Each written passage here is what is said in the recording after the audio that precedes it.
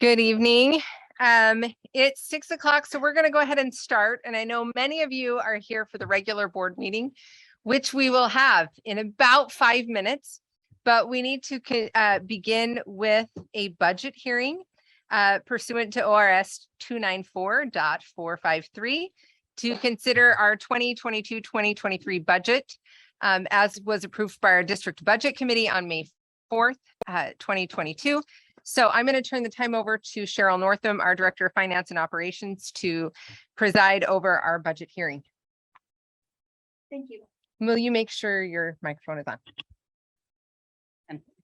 on? So there's a memo in your packet describing 2 changes that I would like you to approve. And they also are reflected in the resolution that we'll ask you to approve during the regular board meeting. One change, there's been a change to Oregon budget law in that federal forest fees revenue, of which we get about $500,000 a year, used to be deducted from our state school funds as part of local revenue like taxes.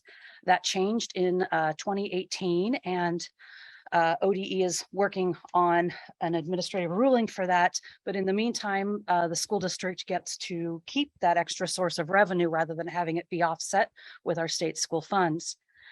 And in order for us to spend it, we have to appropriate it. And it was unknown at the time of the budget meetings that we had.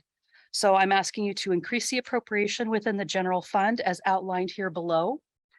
There enhancements to our instruction function, our support services function, and our transfer to the major maintenance. So we can do some more projects in that fund.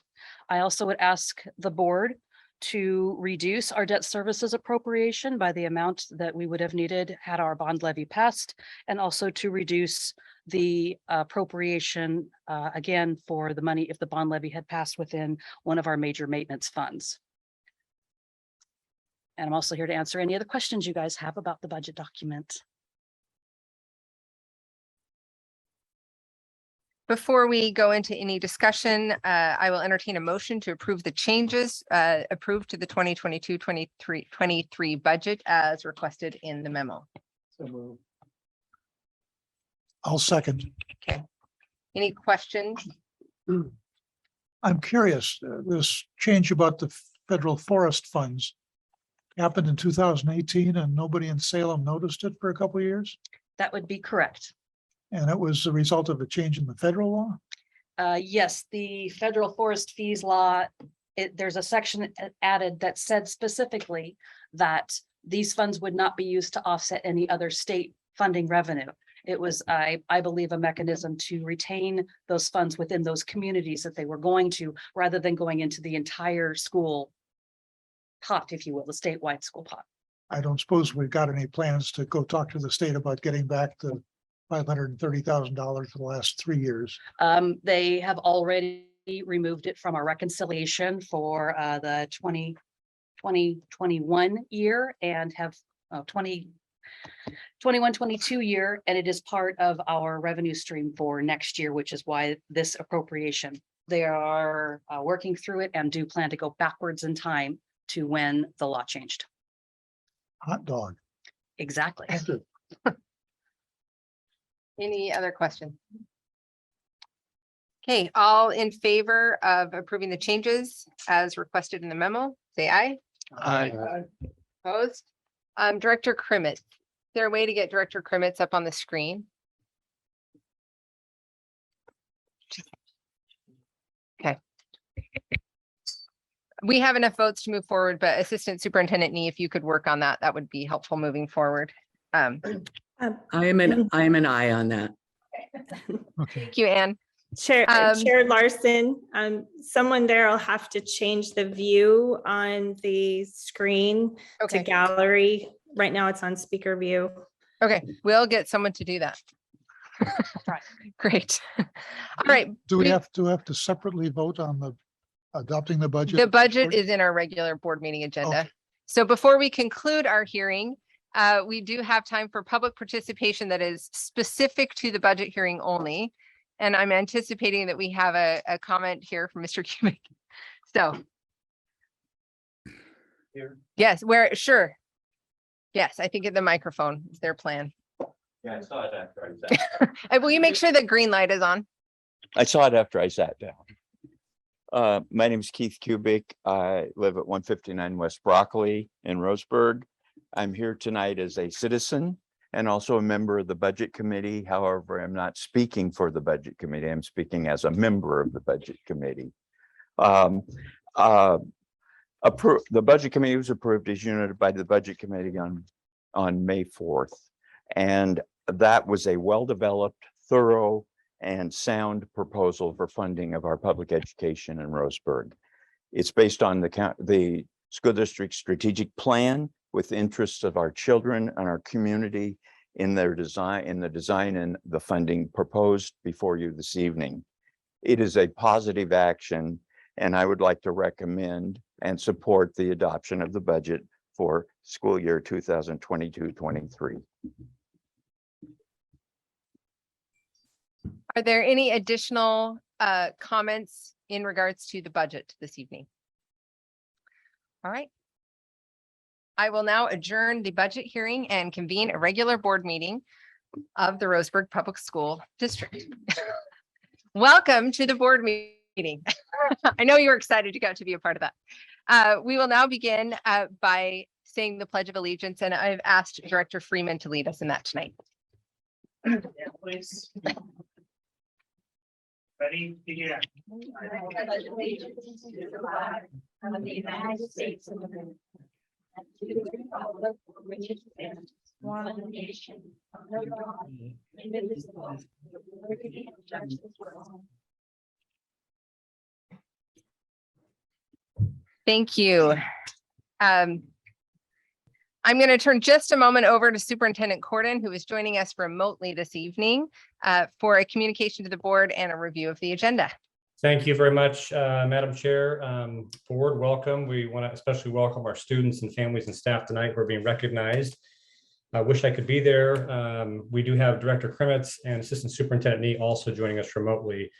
In terms of the review of the agenda, since the agenda was published last Friday, there have been a few additions that are reflected in both the consent agenda. Minutes to the May 25th have been added, additional recommendations for hire, a resignation, and the addition of item 7 regarding the Old Main planning and portable discussion. Thank you. Okay, thank you. All right, well, we have a big crowd here tonight, and that was with intent to recognize some of you. There are quite a few of you that we got to recognize remotely. But we really wanted to take an opportunity to have you come and be here, and you can grab a cookie, and we wanted to just see your faces and applaud you in person. So I'm going to read through the names of those who were recognized remotely, and if you'll stand up so we can see you and clap for you. These are kids who got their certificate, and we read about them and learned about them online over the past school year. So I want to, I know some of them won't be here. One is Nathan Gould from Eastwood. I don't think he was going to make it, but Amelia Berry from Fir Grove. You here? Yay. Brianna Villanueva from Fullerton 4.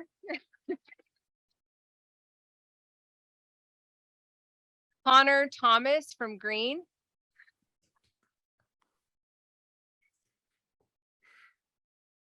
V. Vassar from Fremont Middle School. Fly Galino from Fremont Middle School. Hayden Weir from Fremont Middle School. I don't think I saw him come in. Amelia Van Dyke from Joseph Lane Middle School. Can you hear me?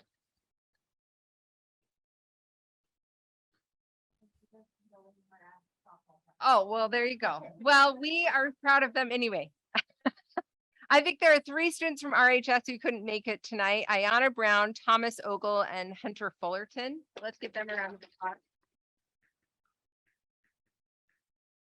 Jaslyn Landeros. And Hannah Heiberger.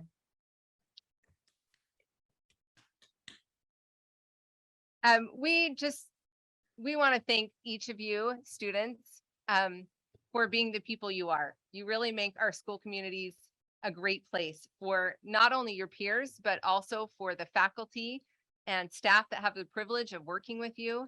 So thank you for what you contribute to our schools. And we hope that you know how much as a board we admire you and appreciate what you do every day as you're learning. So thank you.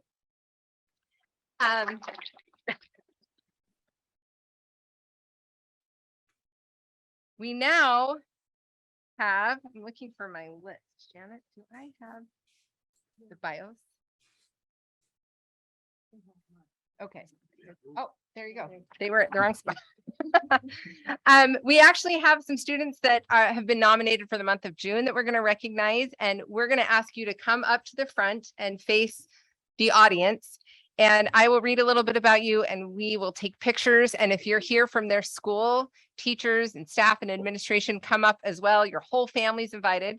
But we'd like to start by recognizing Reina Collins, a 5th grade student from Winchester Elementary School.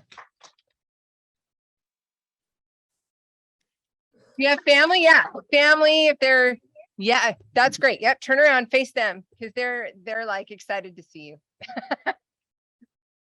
Yeah, you can stand next to her. They'll take pictures. Okay, let me read a little bit about her.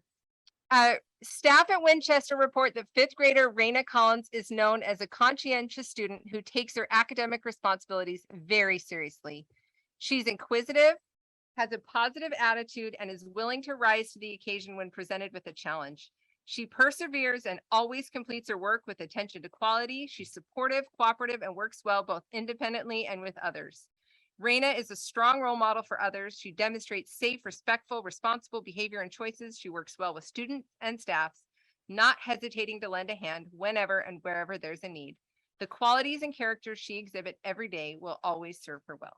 So congratulations.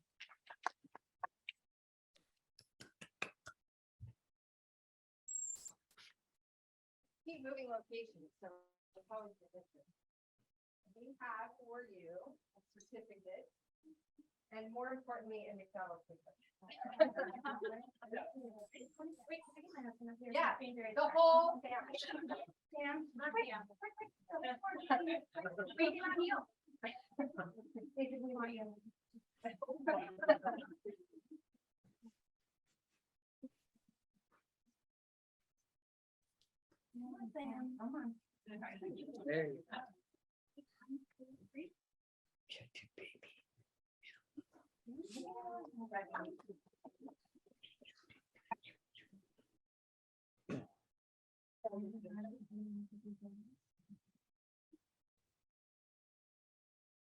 Okay, I'll stand here with this microphone. I am adaptable. We'd like to honor now Carter Anderson, a 7th grader from Joe Lane. Carter here? No Carter? Oh, here he is. Bring your family. You don't have to come alone. Everyone should get to come up. Oh, is it? It says Joe Lane in bold at the top, but he's from Fremont? Okay.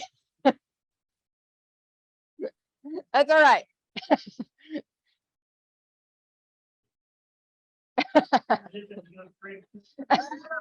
I know, he was right on that correction. He's like, you got that wrong. 7th grader Carter Anderson is a student who values the learning environment and shares his passion for learning with others. Carter's teachers say he has an easygoing nature that endears himself to others thanks to his kind and thoughtful nature. Carter's always an active participant in class, willing to share his insightful thoughts and working well in any partner group. Outside of the classroom, Carter's a good friend who listens to others and is respectful to peers and teachers alike. Carter contributes to the success of Fremont by promoting a positive school environment through his words and actions. Thank you, Carter. They'd probably be pretty excited, but.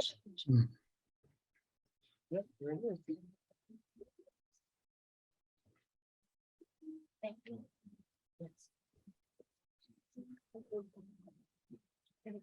Luke Robbins, you here? And do you still attend Roseburg High School before I get this wrong? Come on up.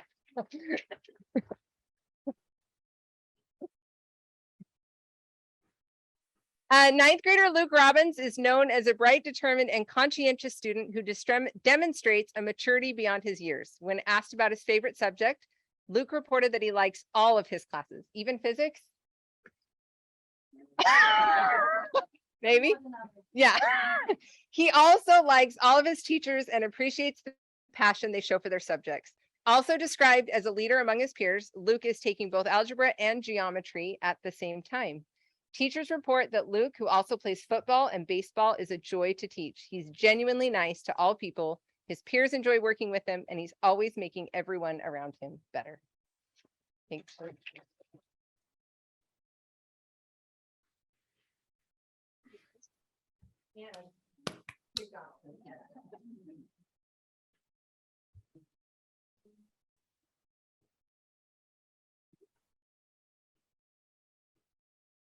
Yeah, you can stay there. And Maren Gray. Yay. Bring your parents, grandparents.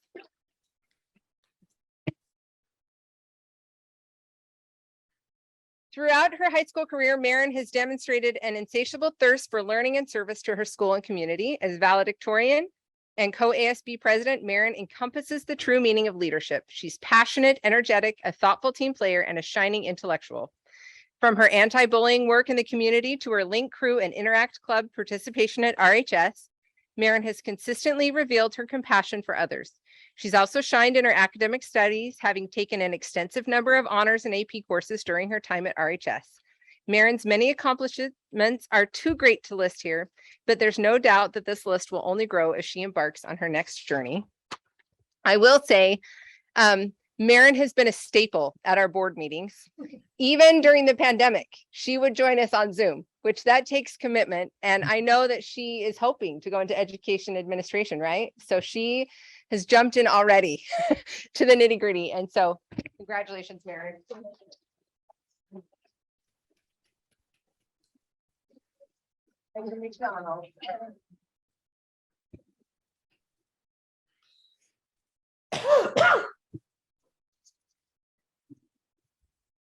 All right. Diane Parker from Joseph Lane.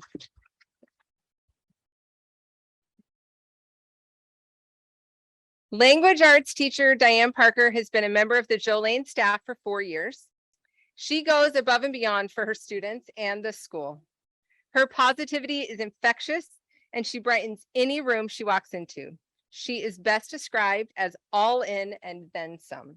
She brings compassion, kindness, patience, leadership, and commitment to everything she does at Joe Lane. Principal Nikki Opp says that Diane will be missed as she moves on to her next adventure at Roseburg Virtual School, but we know she will be loved by all the students she will be impacting there.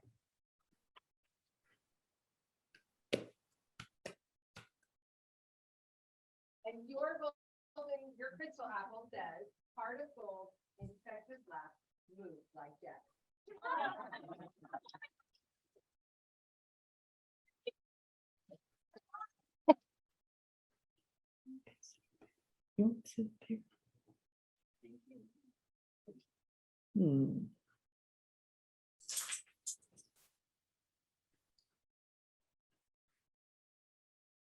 Good thing I asked. Mariah McDowell, the office manager from Joe Lane.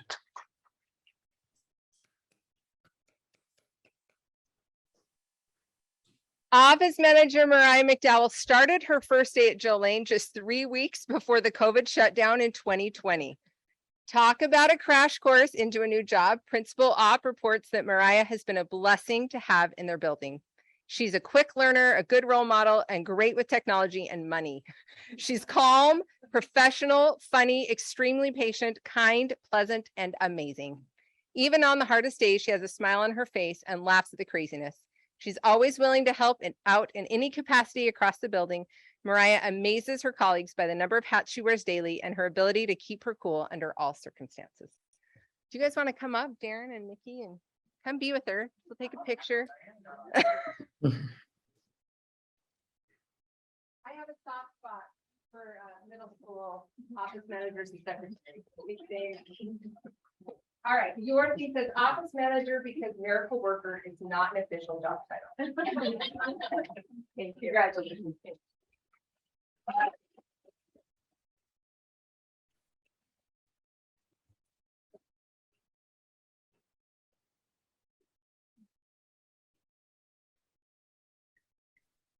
All right, we have a very lengthy agenda tonight, so I'm going to give you all an out right now, unless you want to stay. Maren probably wants to stay, but the rest of you probably want to go home. There's cookies, have some on the way out, and thank you for joining us this evening.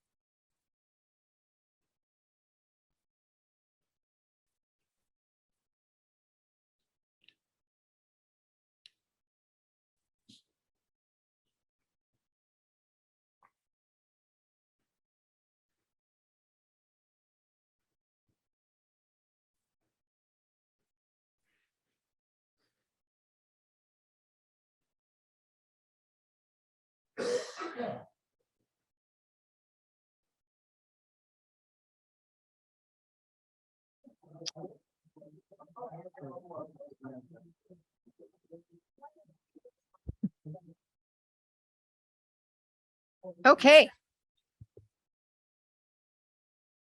We are going to move on. We're going to go next into our consent agenda. I'll entertain a motion to approve the consent agenda as currently published. I'll make that motion. I'll second. Okay. Any questions about the consent agenda? I would like to acknowledge, we've got a list of 15 different people and organizations that have made contributions to the school. And that's all voluntary, so. Good acknowledgement. Anything else? Okay, all in favor of approving the consent agenda as currently published, say aye. Aye. Okay, good. We got Ann. Okay, next item. Agenda continued, page 2. Public participation. There anyone here who would like to address the board? Okay, so come over here and just say your name and then make sure the mic is on. Yeah. Yeah, we can still hear you.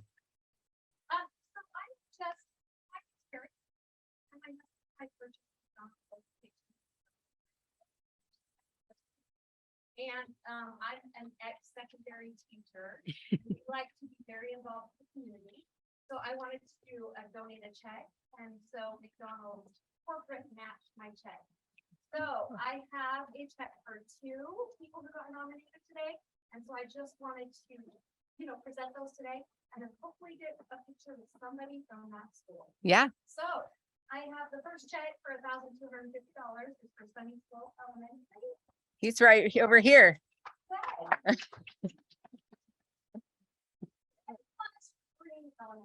And I don't know if we have a representative from Green here. Well, Mendy, do you want to take it in their honor? Yeah, okay, we'll have.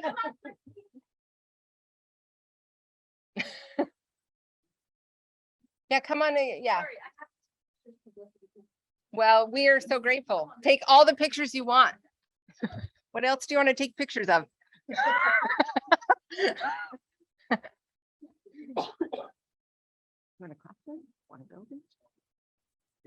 Yeah, I was gonna say, that's what I'm saying. Thank you. Thank you so much. Guys need Well, Dan, it's a good night for you. Falls from the sky. Yeah. Any other public comments tonight? Okay. We will move on. Resolution 122-22-16, adopting the budget that we just made some adjustments to and making the appropriations and levying the ad valorem taxes. Cheryl. The resolution you have in front of you is reflective of the changes that you made earlier and the approved budget from the Budget Committee. I'll move the adoption of the resolution set out on pages 47 and 48. I will second that motion. Any further discussion required? Okay, all in favor of adopting the budget as presented on pages 47 and 48, say aye. Aye. Okay. All right, all in favor, we're all in favor. Moving on. The reappointment of Budget Committee member Keith Hvac to a 3-year term. Can I have someone so move? I will make that motion. I'll second. Any discussion? We still have 2 empty ones. Yeah, And maybe 2 others that we don't know, sure, so. I think we really need to work hard and not have it to try to get this filled. Yeah. Particularly maybe those folks that voted against the bond. And I'm not, Yeah. trying to be professional about this, but I think it'd be good if those folks, or even, and I guess it doesn't matter, but they can find out more how the, what goes into the budget, why it goes into the budget, and where the money goes. And I just think it's really important that community members get involved. Stay involved, and it's really important. So if anybody out there wants to get on the budget committee, let Janet know. okay. All right, thank you. All in favor of reappointing Keith Hvac to a 3-year term as a Budget Committee member, say aye. Aye. Okay, all were in favor. It's done deal. Thank you, actually. Thank you very much. Thank you so much. We couldn't have a budget without our Budget Committee members, so we're very grateful for people who are willing to come to those meetings, and it's an important part of our accountability to our citizens. So I really appreciate you coming to do that. So Well, thank and you. Keith is willing not just to come to the meetings, but he's willing to chair the meetings. Take some responsibility, and that's a wonderful thing. Yeah, we're very grateful for you. We need to find a few more of you to come and join us. So thank you. All right, next item on our agenda is a PAC member bond recap. And we have our PAC directors, Alex Palm and Joe Garcia, here to do a report. Will you make sure that that microphone is on? Yes. Thank you. And do you stand or sit at this table? You can do whatever you want. You could lift it up to the higher thing. I mean, the microphone to the next desk level. Okay, That help? awesome. I got this for this one, if you raise it. Good. Yeah, first of all, for those of you who don't know me, my name's Alex Palm. I was the co-chair of the PAC for the bond campaign this year. I was the chair of the PAC for the 2020 bond campaign. And in my during the day, I'm the president of IE Engineering. I am a 4th generation Roseburg High School graduate. My son Ashton is now the 5th generation of our family to attend Roseburg High School, and we just think that's cool. So we are all in with Roseburg. Thank you for having us here tonight. The first thing I want to do is thank our PAC. We had an incredible group of people who dedicated insane amount of time and effort towards this bond levy, and some of those people are in this room tonight, and we put everything we had into it, and I was really proud of the campaign that we ran, and we'll talk a little bit about that tonight. The first thing that I want to mention about the campaign is that we had incredible support from our local business community. Our initial fundraising goal was $40,000. We tripled that. We raised $120,000 to run this bond campaign, which was well exceeded any expectations we had. The vast majority of the campaign contributions we had were from local businesses and local business owners and local business leaders. And they were specifically from people who are having a heck of a hard time recruiting professionals to Roseburg. And I know everybody in this committee has heard this, but the number one thing that local businesses told us is that when they want to recruit professionals here, most professionals are in that 24 to 50 range. They have kids or think about having kids and they want to come see the schools, and they look at the schools and it's a deal breaker for them. We also had a ton of support from businesses that see a huge value in career technical education and want to see that expanded. And as you know, that was included in this bond levy. So the business community stepped up tremendously. Some highlights of the campaign is I thought we developed some incredible content. Our social media presence was huge. Our letters to the editor, pro bond versus anti-bond, was I think 5 or 6 to 1. And it just felt like we had so much momentum going into the election. So what happened? Because, frankly, we got smoked. We lost by 2,000 votes. And I think it caught us all a little bit off guard. And I want to talk a little bit about that and what I think is the biggest uphill battle. And that is, one of my personal heroes, one of the smartest people ever walked the planet, Stephen Hawking. One of his great quotes is, "Half the battle is showing up." And our voter base did not show up. And that is the biggest obstacle we have moving forward. And just to give you guys some numbers, of eligible voters between the age of 24 and 50, and those are our parents, 26.9% of voters turn ballots in. Of eligible voters 65 and older, 67.5% of that demographic turn their votes in. The 65 and older crowd, they don't have skin in the game. We know we're going to lose with that group. We have to have our parents show up. And we struggled with that. And we knew this was going to be an issue 2 weeks before the actual election day when the first numbers came in. And we sent out thousands and thousands and thousands of texts to people who we knew hadn't voted, who were in that demographic, just reminding them to vote. We went to schools and held up signs saying, "Please vote, please vote, please vote." We went nuts on social media, just reminding parents to vote, and we still couldn't get them to vote. So moving forward, that in my mind, that's the biggest battle we have. The message is out there. People know our schools are falling apart. I walked in here tonight and I thought, man, it'd be nice to have some air conditioning. Probably wasn't the only one to think that. It's hot in this building. But that's that's really what we got to get our arms around is we just need people to show up. We just need parents to turn their ballots in. And raw numbers, at about 16,000 votes cast, 4,000 votes were cast by people 50 and under, 12,000 were cast by 50 and older. So again, we got to get parents to show up. And that's something we're going to circle the wagons and figure out how to do that. That's the big uphill battle that we have. The big message I have for you guys is we are still here. We aren't going anywhere. Everyone who served on this PAC is willing to do it again. We still have some funding left that we didn't spend. And you guys make the call and we are here to serve. If we do go down that road, what I would ask of this group is every one of you get involved in the PAC. And we also need everyone in this room's help in getting more district employees help.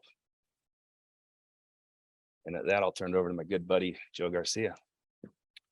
Thanks for having us. I know most of you. So thanks for inviting us to give you a recap. Just a couple more things in terms of things to consider that we started to see, as Alex referenced. We did a tremendous amount of outreach through text banking and direct one-on-one conversations with people and engaging them about whether or not they were voting or turning the ballot in. And we also asked for feedback from folks. Once we started asking for feedback, we started getting some very clear messaging back from folks. And one of those things seemed to be just the ongoing national messaging around public education. And so they had very specific, it seemed like they all read the same book, they all whatever it was, but once we engaged them in a conversation around the things that Roseburg School District was engaging in and the things that we weren't engaging in, you know, we could move some of those voters. There were some really healthy conversations, granted their text messaging, but we got folks to actually, you know, look into go into the website. So they actually, some of them said they were changing their vote even. That's again, a small portion of it. We did it really late in the game because it really was, the campaign was about a get out and vote campaign, which is the more traditional format, which is just get your folks who are most likely to vote to come out. And I'm not certain moving forward for this district and this community that that's necessarily the approach that we need to be utilizing. We really need to focus on, would encourage the board and the PAC moving forward to be more inclusive in our dialogue and make sure that we're being as transparent as we can as a district and as the people involved in this about what we're actually doing in our buildings. So regardless if people are voting for it or not, they are supporting schools, and a lot of them do pay taxes. And we have that obligation for us to make sure that we're communicating with everyone and just not some people to address their concerns, even if we can't resolve them, but at least to make sure that they're being heard and we're engaging in this dialogue and conversation moving forward about why we need improvements to our district. We also, just a recommendation, we go back and forth on how to address school safety. The district is limited in its ability to address it. The PAC is not limited in our ability to address it, but it starts to get into how much of a positive campaign do you want to run versus just a more direct dialogue around school safety. Just to give you an example, one of the ideas that was proposed early on was the public, especially if you're over the age of 40, you never really have been involved in active shooter drills, right? And so if we have kids, which many of you do, I do in schools, they all participate in active shooter drills. And I don't know how many of you are familiar with what that looks like or how traumatizing that can be to some of them. When they all have to huddle in a corner and people are going through and beating on doors. Hey, is there anybody in there? I want to get in there. And then suddenly you flick the switch on and then you go back to teaching school. That's a reality of what our kids live in today. And so some folks are a little hesitant to communicate that to the public. But it is something that I think we're going to have to wrestle with moving forward about. We're not trying to use scare tactics. That can't be scare tactics since this is what we put our kids through every year. That's just the reality of the world we live in right now and how we manage this. And I think, again, it goes back to being, excuse me, as transparent as we can as a district to the community and what our kids are actually experiencing and why school safety measures and improvements are important. So I don't need to tell any of you this, you already know it, but it just comes down to how we message this moving forward and what people are comfortable with or not. Next steps, we just have some general things that obviously you guys decide how to move forward. But again, it's based on some feedback that we received. For some folks, it just came down to the amount. And in those exchanges we were having with people about why they were voting or not voting in support of the bond, the dollar amount for them just seemed to be a trigger. And so it didn't necessarily matter. Some people just don't understand the 154 million. That's a lot of money. And it is a lot of money. And especially if you're not used to dealing, you know, with dollar amounts in the millions. And so once you hear a number like that, that immediately just is like creates some anxiety around, wow, that's a lot of money. Is that really everything that's necessary? And then you start getting into just people's personal wages and what they can afford and can't afford. We had an article, obviously, that was written in the newspaper that talked about the average cost of taxes going up for folks. And then people start doing that math, and with inflation and those cost, you know, drivers, you know, it was really difficult for them to actually vote yes, right? Some of those people were probably looking for a reason not to, but others legitimately I was engaged in conversations with, and they were saying, we support schools, but just we can't afford it right now. The other thing too is I think that this really showed, at least for some of us on the PAC, that it feels like there continues to be a wider divide and economic disparity in the community. People who can't afford things, especially with people moving in from outside the area, versus people who are working 2 jobs and just trying to stay in the community in Roseburg. And so that's something that, again, putting a package together moving forward, I encourage you to look at ways to incrementally move the progress that we move forward in the community and the district in these investments. Just a couple of things, obviously ongoing education. It's always a positive thing and something we're going to need to do collectively, both as a PAC, but also as a district. People clearly do not understand the way schools are funded in Oregon. And then the last thing we'd encourage you just to, again, engage in dialogue is explore options that may be unpopular. There's several options. Unfortunately, that decisions you make as policy, one off the top of my head, which is ongoing conversation when I was on the board, was simply the transfers out of district. And so you currently have a number of transfer out of the district. You are entitled to have that transfer out option or to close those borders. Everyone that transfers out, there's a likelihood that that's costing you multiple votes. You figure between the parents, the grandparents, the great grandparents, and anyone who's affiliated with that family potentially is a no vote for you. That ends up costing you money when you pass a bond. Doesn't necessarily apply to local school choice, but it does apply for out of district transfers and votes. The other thing too is obviously have conversations about streamlining programs and exploring other new revenue sources if possible. All of those things you're already doing and engaging in those conversations. So that's the report. Any questions? When you talk about the low participation by the younger part of the electorate, is that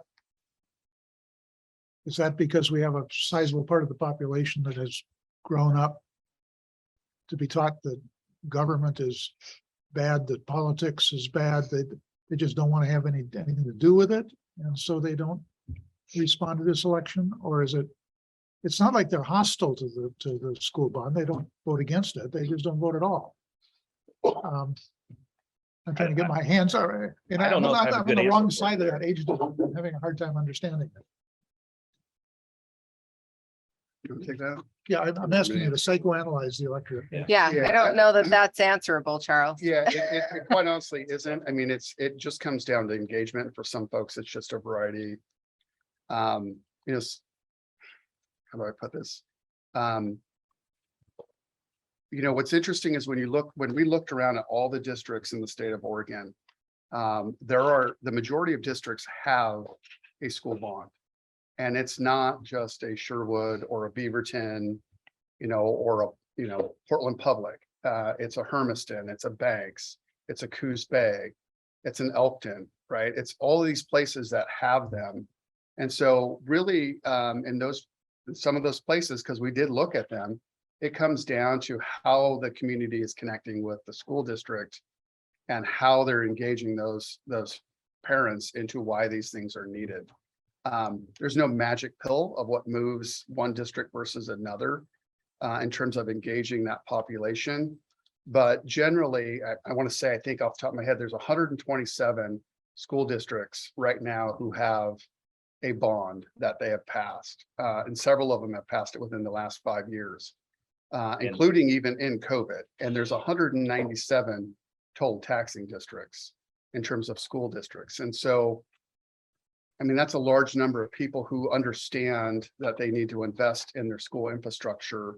And it varies in terms of the amount. For example, I want to say Hermiston is well over $2 per thousand versus Hermiston had the highest tax rate in the state, which really surprised me when we looked at the numbers. And the other thing too, there are multiple school districts out of that 127 that have multiple bond levies. Do they generally have better turnout by the under 50 voters? Do we know that? Or we haven't asked for that specific stuff. We can get that information, but it is some of the stuff that I think we're going to have a different conversation. We're not going to wrap it up tonight. You guys are busy, but it is something that we're going to have to figure out how do we engage our families to get more involved? So I have a question. Just because the bond didn't pass doesn't mean the issues are going away. The bond needs to come back at some point. Do you guys have recommendations, whether that is November, May, November 23? I mean, do you have recommendations about? Possibly a revamped bond package. Yeah, revamp, yeah, it's not the exact same, but I'm curious, I mean, if you guys have discussed this, what you think? yes, so in our first debrief, as you can imagine, when you're kind of part of a group like that, there's a lot of debrief, there's a lot of, just kind of disappointment, and venting about a variety of different things, like just toss it on November again and just whatever flies, and that kind of stuff. It really comes down to how much work we think we need to do in order to move the dial. And one of the biggest things is the more we can do collectively, the more you can do collectively to make it an easier yes than a harder no. So something as simple as, like, obviously we need to reduce it. We were closer with 90, what was it, 92, 94 than we were with 154, right? So then we start getting into conversations about where's that sweet spot of affordability for people who may not really understand it, but may be willing to pay less than $10 a month and an increase in their taxes to help support schools to do X, Y, and Z. Also, which I know you guys are doing, what are your, like, I wouldn't say emergency needs, but as close as it gets to that, which is some of the work you guys did in your last work session to get to that spot. And I think there's going to be part of the electorate that understands that and appreciates that, especially with the way you communicate, like, we're listening to you and here's what we're trying to do.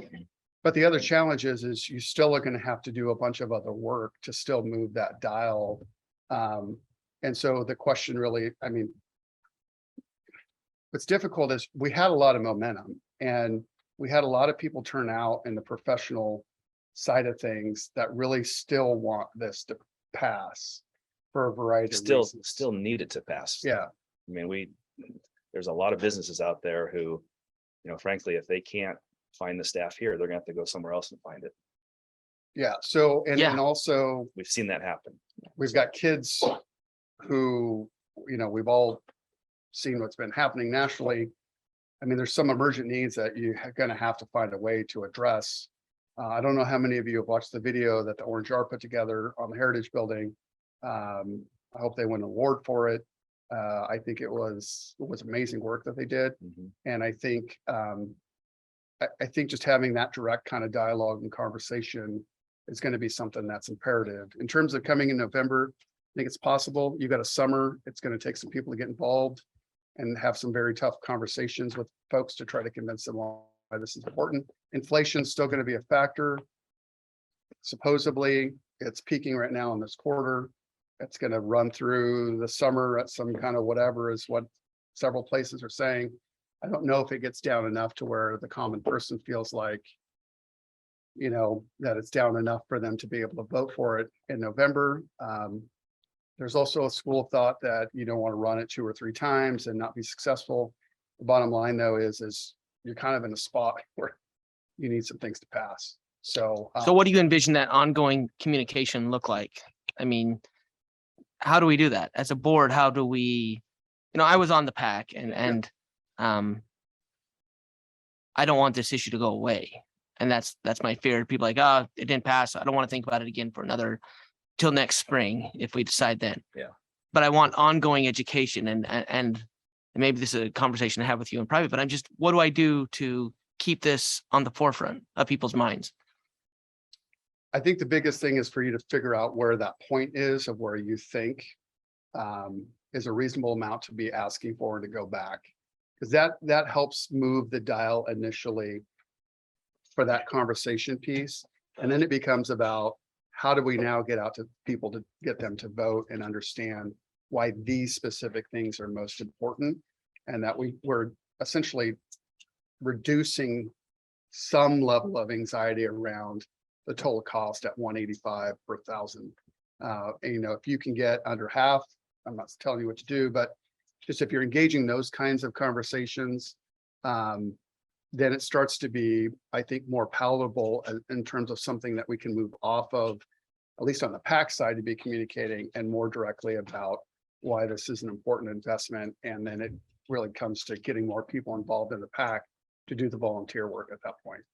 Yeah, and Brandon, just to piggyback on something Joe mentioned earlier, I think one thing the school district can do and should be doing actively immediately is doing whatever you can to educate people on how school funding works. Because as you know, that nobody understands that.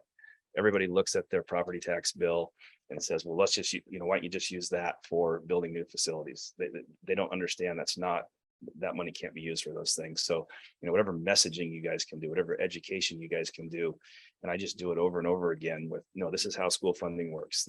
We can't use this for this. The only way to build new facilities, the only way to, really rebuild or build a new old main at the high school is through a school bond. So I think that's a message you guys can get out over and over again. And the other thing too, that I just want to remind everybody here is in 2020, when the bond levy passed that rebuilt the high school, that was at 62 cents a thousand. So we do have a group or a community that was used to that. And this new bond is going to triple that number. I have a question. That was a long time ago, and 62 cents back then would be over $1 or more now, because Keith and I both worked on that. Yeah. So we're in just a minute, we're going to move into our discussion. Number 4 on board priority projections, which we kind of worked on last week. But if the board decided to know we're going to run it in November, half the amount, $70 million, that taxing wouldn't take effect until November of 2023. Correct. So that's a year away. Hopefully economy will be better. And there's also creative ways of doing it. If it's 80 cents, 85 cents, I think we could probably split it. Do half in 2023, 40 some cents, and then it would take the following year, it would take, I'm not sure if that's possible, but I think it is. You could do 2 separate issuances of debt. Yeah, so you could do that. But I'm going to ask you as a PAC, and you've asked the board to help. It'll probably different than what we did this time. Would you be willing? I mean, would you be able to get it rolling? Would you be ready sometime this summer or early fall for a November run at it? Because November wouldn't take effect until November 23. And then, you might as well do it in November instead of waiting to May. It all flushes out at the same November 2023 when it starts. It's just kind of my idea, but would the PAC be ready to go? Yeah, no, we absolutely would. I mean, but I think one message I want to make sure you guys understand from this last go around is I think you guys officially voted on the bond levy. I think it was like it became official late February. And so, legally we couldn't get going until then. Right. So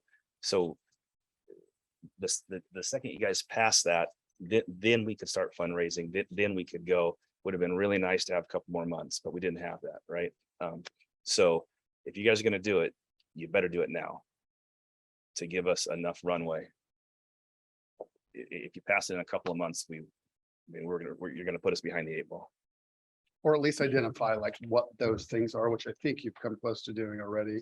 But if you do, then we can start to filter through content and figure out how to reorganize what.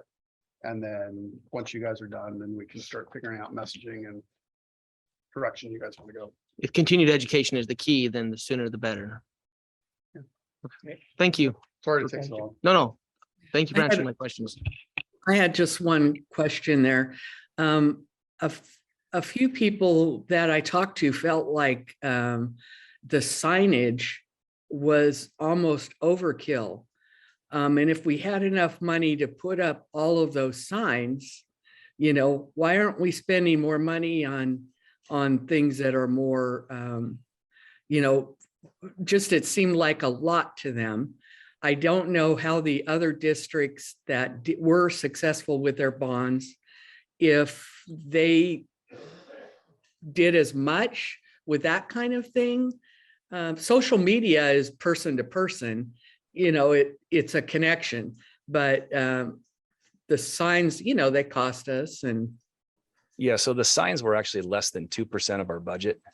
Okay. They're actually not very expensive at all. And yeah, we talked a lot about signs. I think our general opinion is that there's more political signs in Douglas County than there is in any county in the state. And we needed to put some up. I think for every 5 commissioner signs that I saw, we may have had 1 up. So we were strategic in that we only put up 20 big signs. That's all we did. And then I think we ordered 200 yard signs. And we did put all those up. So, I mean, those were the numbers. But they were put at strategic places, and that was and important. actually, your comment makes me feel like we did a great job putting them in the right spots, because there was a lot of debate on that. Yeah. So yeah, I guess to answer your question, it was it was less than 2% of our budget we spent on signs, and okay. And, And it's not uncommon for other districts to spend upwards of 8 to 10% of their budget on signs, feeling like that's an easy way to advertise. And they have less direct involvement. And so we were more focused on the other. So. Okay, thank you. All right, thank you. Thank you. We are really grateful for all your work. Thank you guys and your entire committee. So please express our gratitude. Yeah, well, we'll be finding you.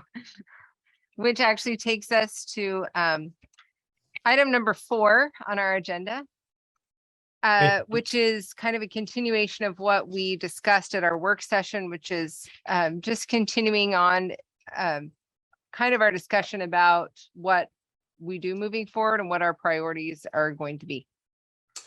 Thank you, Chair Larson. And I also want to thank our PAC members for their consistent, selfless support during the last 2 bond campaigns. It's really an incredible group of people. They're amazing people. They freely gave their time, their talents, opened up their own checkbooks to help get this bond passed. And we are grateful for them. They really are community treasures, and we're thankful for them. Before I launch into this, and before we begin discussing the priority projects identified here by the board in our last meeting, I want to just take a minute and reiterate the sensitive nature of this conversation. The projects that the board unanimously identified are at their core designed to keep our kids and our staff safe from the increasing threats we see on an all too regular basis. Our community is not, and unfortunately has not been, immune to these threats. And these conversations require honesty, they require transparency, and also sensitivity.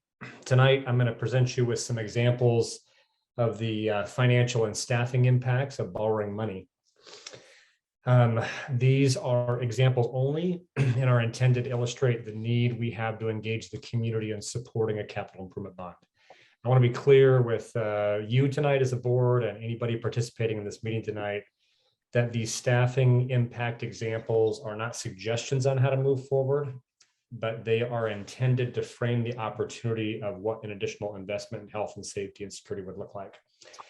I also want to reiterate tonight that this item is listed as a discussion and an action item. If the board's ready to take action this evening, we can do that, or you can do that. If not, we'll move this item forward with the caveat, as was mentioned by the PAC, that if indeed the board is interested in moving forward in November, that the more time we have, the better. So I'm going to go ahead and share my screen here with you and go through a couple slides. These should be in your packet. Let's see here. Here we go. All right. So I think this slide's important as we frame this discussion, because as a board, you have unanimously landed on why we need to take these priority projects into consideration and move forward with them. You've identified who they're going to impact. You've also identified what projects you're interested in moving forward in. And that has happened unanimously, which is great. And so really the conversation this evening is really about how to move forward. It's not about what, it's not about why, it's not about who, it is about those things, but the conversation tonight is about how to move forward.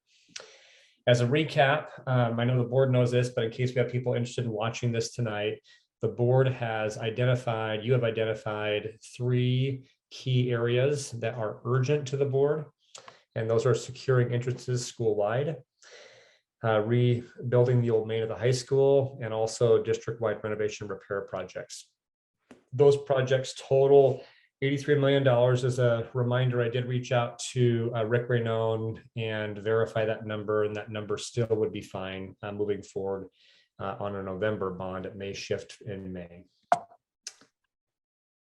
Also, earlier this week, I'd sent this graph to you, and this could be helpful as we have discussions tonight around the yearly repayment amount. And all of these are listed in a 10-year loan, with the exception of the last one listed in a 20-year.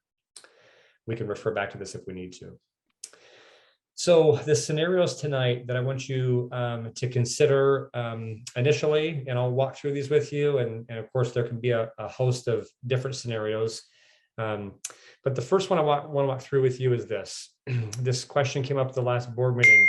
What happens if we just borrow all the funds? So we have identified $83 million in total projects that need to get done. Oh my goodness, turn that thing off.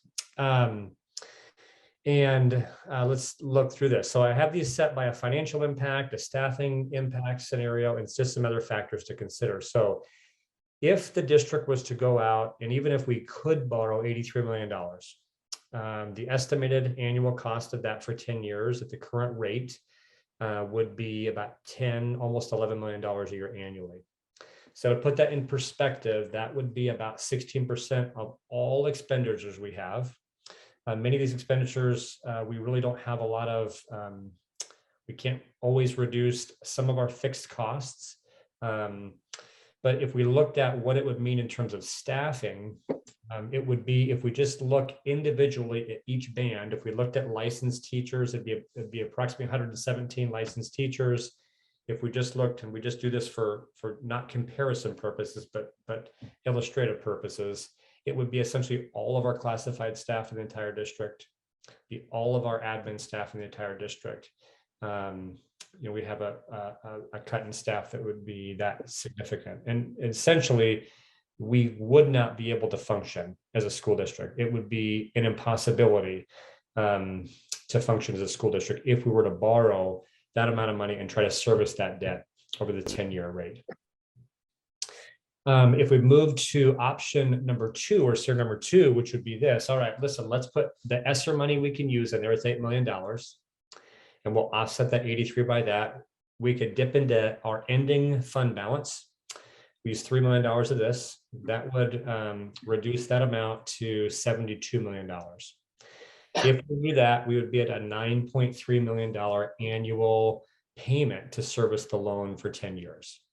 That'd be a 12% reduction in all expenditures. And again, the legality and the practicality of that across all items, those could be everything from fixed costs with fuel and power. The reduction there would obviously be need to shift other places, and it would shift to staff. And what this would look like is, if we look at these bands again, 102 teachers out of our 350 teachers, 90% of our classified staff, all admin staff plus other staff. Gives you an example of what that looks like. Certainly these would really impact our financial standing as a district. We do have a rating right now in terms of our financial situation, and that's positive when we go to do things like refinance debt like we just did with PERS obligation bonds. The third option I want to present to you tonight is if we sought a bond in 2020, we could reduce that number of $72 million down, potentially to $66 million if we qualified for an awesome matching grant. We have qualified the last 2 bond levies for that. We would need to move on the process called just in time, which literally a few of us are at 8 o'clock in the morning are ready to click this button and get the application early. It's a possibility we would get that again. That would reduce that amount. In this scenario, we would need to make an update to our facilities assessment. There are 2 required documents needed to qualify for an awesome matching grant with the state of Oregon. One is a facilities assessment. The other one is a long-range facilities plan. The long-range facilities plan has been, those have to be done within 4 years. Long-range facilities plan will have met that criteria, but we would need to do a facilities assessment. There is a TAP grant available to us in January of 2023. We wouldn't qualify for that, would need to pay for that on our own, $25,000 to $30,000 to get that done in order to qualify for that grant.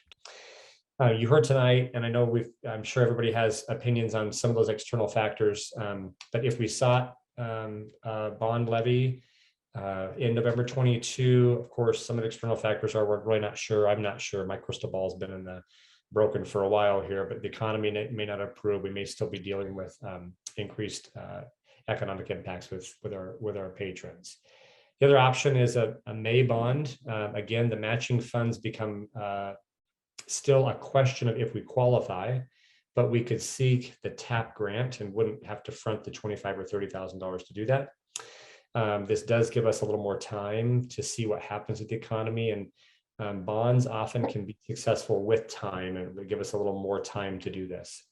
That being said, option 3 and 4 aside, these projects need to get moving, particularly around the safety issues. And I'll talk later in my superintendent report about some of the things we're doing and continue to do to address some of the safety issues.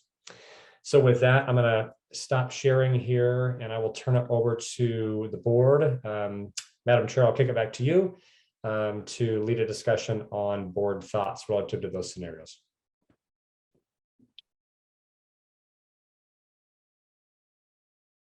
Yeah, did someone have thoughts you want to share? Andrew? Let's see here.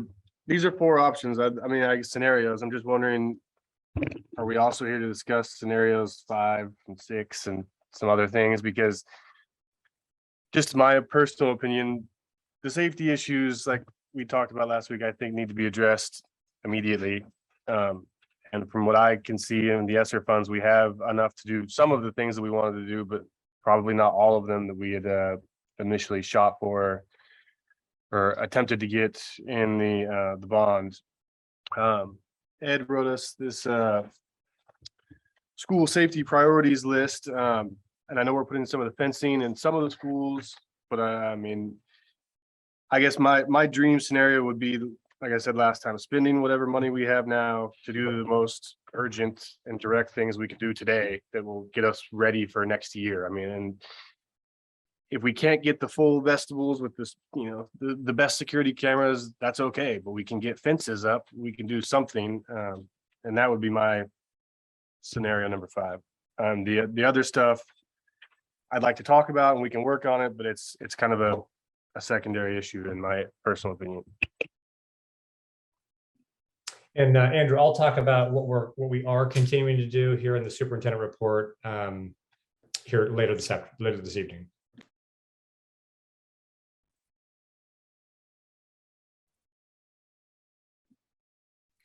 You know, someone suggested to me that they're pretty active in the downtown business area.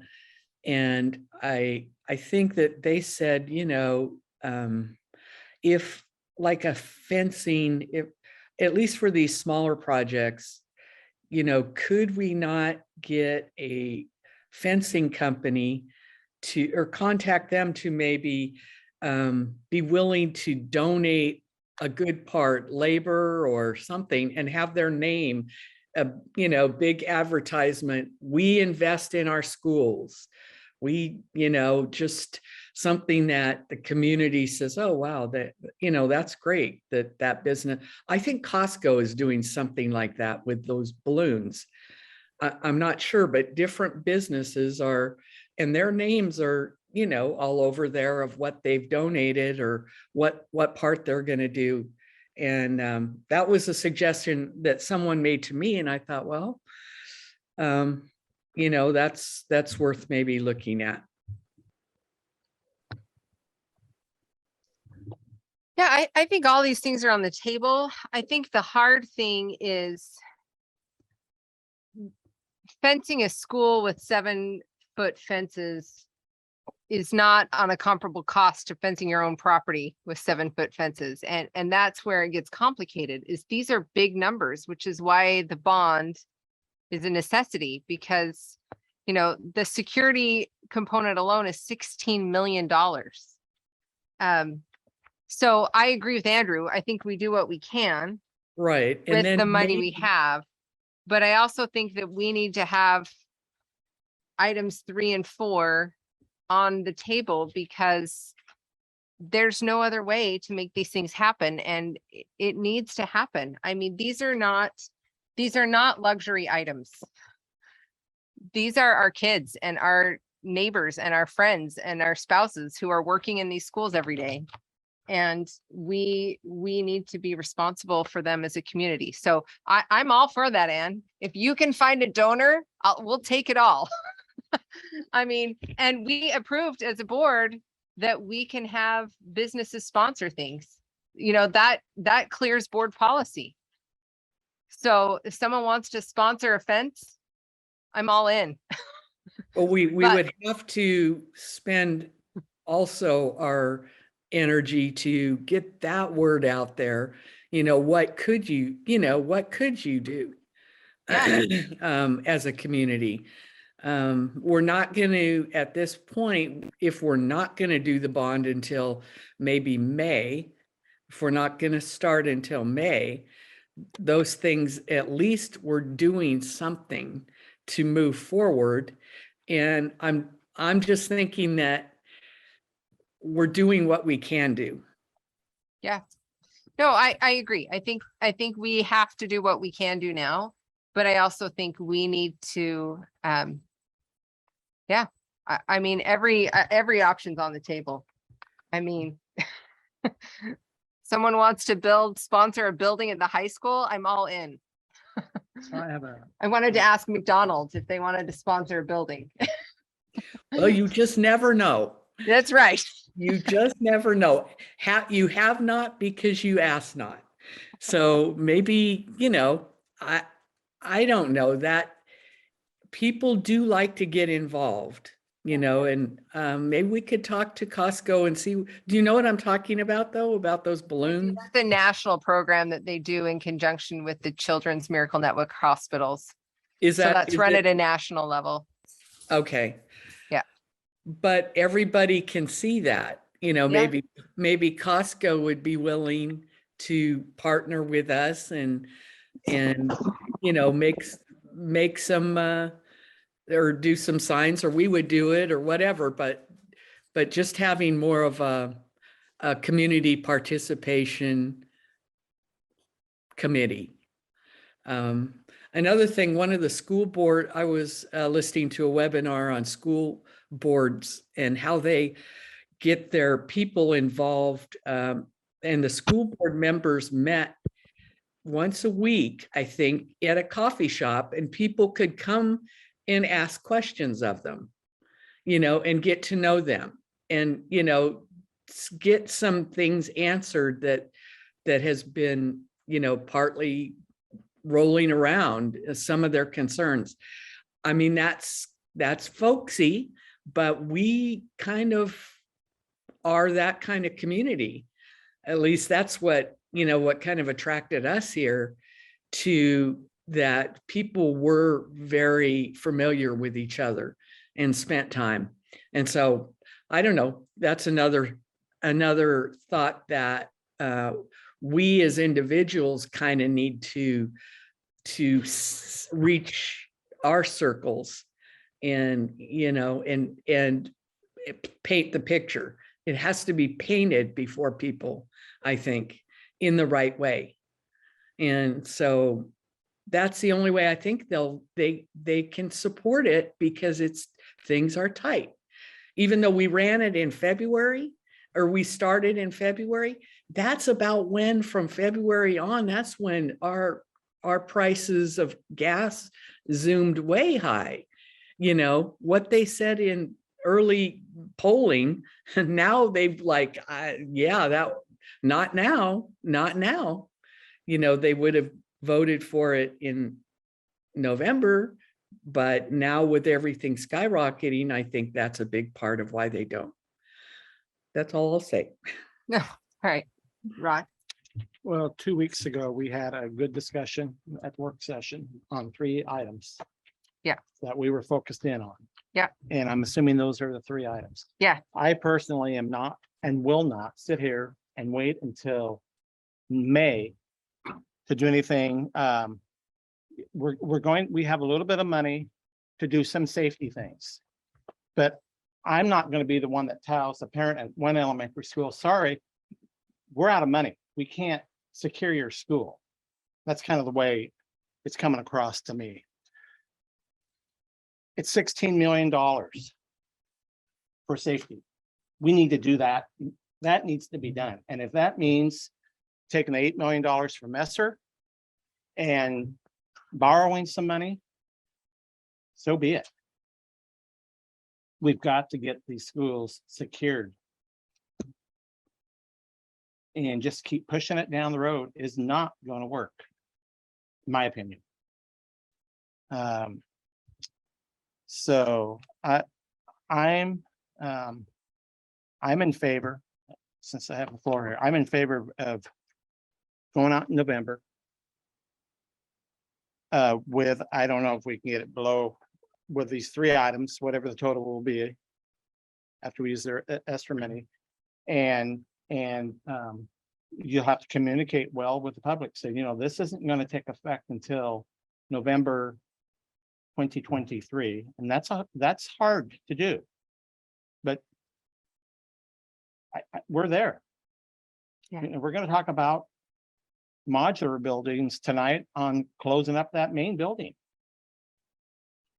It's done. So safety is really, really important to me. I just think tonight we need to decide what we're going to do on safety. I do want to have one more thing. I still don't know that the $16 million that's been, stated as the number that's securing entrances school-wide minus the generators. Is that more than what's on this school safety list? Is that everything that's on here? Do we know? Jared? Andrew, so that, I appreciate the conversations around fencing, and I don't want to discredit that. We're doing that work regardless. But really, when we think about, I don't have an example for you to walk through in our community of what a safe school looks like. And that's challenging. But what a safe school looks like is really about controlled access. It's about making sure in the building that the building could be locked immediately, all doors, regardless of how many buildings we're talking about, if bad guys outside or bad guys inside. And that we also have a little bit of a challenge giving our building design that we need to think about a relocation of some offices. Winchester comes to mind, for example. Some of our buildings, it's going to be, if you say 16 million divided by 12 buildings, how does that pan out? Over $1 million. Well, some of the middle schools are a good example of ones that won't cost that much. There's actually an entry there already. You can do a hardened vestibule. And I've got an idea of something we can get going short term on that. I'll talk about that tonight. But this is the cost. And we did a pretty detailed study of what it would take to do that. And if we really want to think about, they're really about levels of security. All those things matter, but if we really want to take a look at how to have a system a school system that works together, that focuses on safety, all of those things, that's what the $16 million is going to get us. Everything from, we can do the staff training components, the fencing really is a nominal cost when you look at the $16 million. It's the kind of security that would not allow an intruder to break that perimeter if they had a baseball baton coming in. And how do you harden those windows in the vestibule with certain filming? And how do you make sure that there's access to get into that building or not get in that building? So that work is happening across the state, and that is the number. I rechecked that number again. That's what it would be. Okay, then just one last follow-up on that. I guess where I keep sticking on is this is possibly we could get 16 million, 6 months, a year, what are we at, November of next year? To me, like I said, I just can't think about waiting 13 months or 16 months to try and start doing that. I'd like to know what we can do with the 8 million in ESSER funds that we have at our disposal right now. Like what projects could we tackle right now? Why we look in the the year-long future to try and figure out how we get the other 8 million to do everything we want. Is there things we can prioritize to spend the money we do have so we can just get started, I guess. Yeah. That's where I Yeah, and the answer is absolutely. And I will say we've done quite a bit. We'll continue to do quite a bit in the area of safety and security. And I'll talk about that again at the end. There are some things we need to do immediately, and we will do immediately. And even if it's not the best thing we can do, it's something we can do. And that we're going to move on regardless of the bond. Yeah, some of the coming from North Carolina, when I approached my kids' elementary school in North Carolina, as you came up, there was a camera pointed outside, and you had to ring a bell, and the secretary had to identify you. You could communicate why you were there. And if you were allowed to come in, she would buzz the door and you would come in, and you had to go right into the office. Very similar system in Las Vegas. You actually could go through the doors into the school in Las Vegas, but the secretary was behind safety glass, and that whole vestibule was secured with locked doors on both sides. And again, and in Las Vegas, they actually checked to see that you had an appointment, that the teacher was expecting you, that you were approved to be there that day for that reason. And if you showed up and said, I have cupcakes for my kids' class, and they said, oh, well, you didn't tell us that you were coming, we're sorry, and they sent you turned around and you went home because you hadn't communicated and gotten on the list. And then the secretary would buzz again, and those side doors, and they would let you into the building with your name tag identified. But that's like, you look at how you get into Melrose right now, that's major construction project to reorient an office, to secure it, to get the camera, to get the doors. And I noticed here, Ed was talking about just the ability to lock doors for the whole building. Is that on here as well? So I agree. We need to do what we can. How are people feeling about moving forward with another bond on these 3 priority issues? Are you thinking November? Are you thinking May? Are you ready to decide? Do you need more time? Where are you at? Charles? I'm thinking May. May?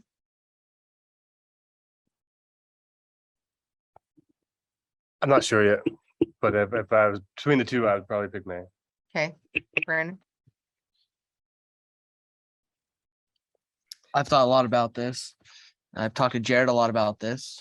I've talked to a lot of people about this, and I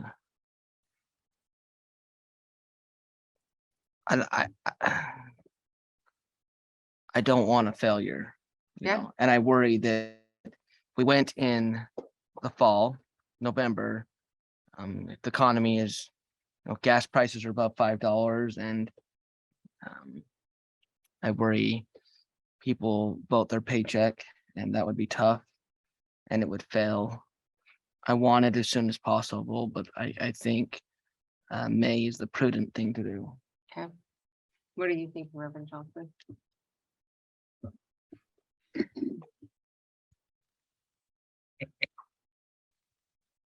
Crystal ball. Yeah. We cannot appear to the public that we're trying to shock them into voting yes.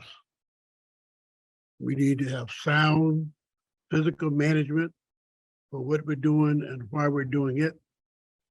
And I think we need to elevate our opinion of their opinion rather than thinking that they don't understand and they need to be educated. You need to approach it if they are educated and they do understand.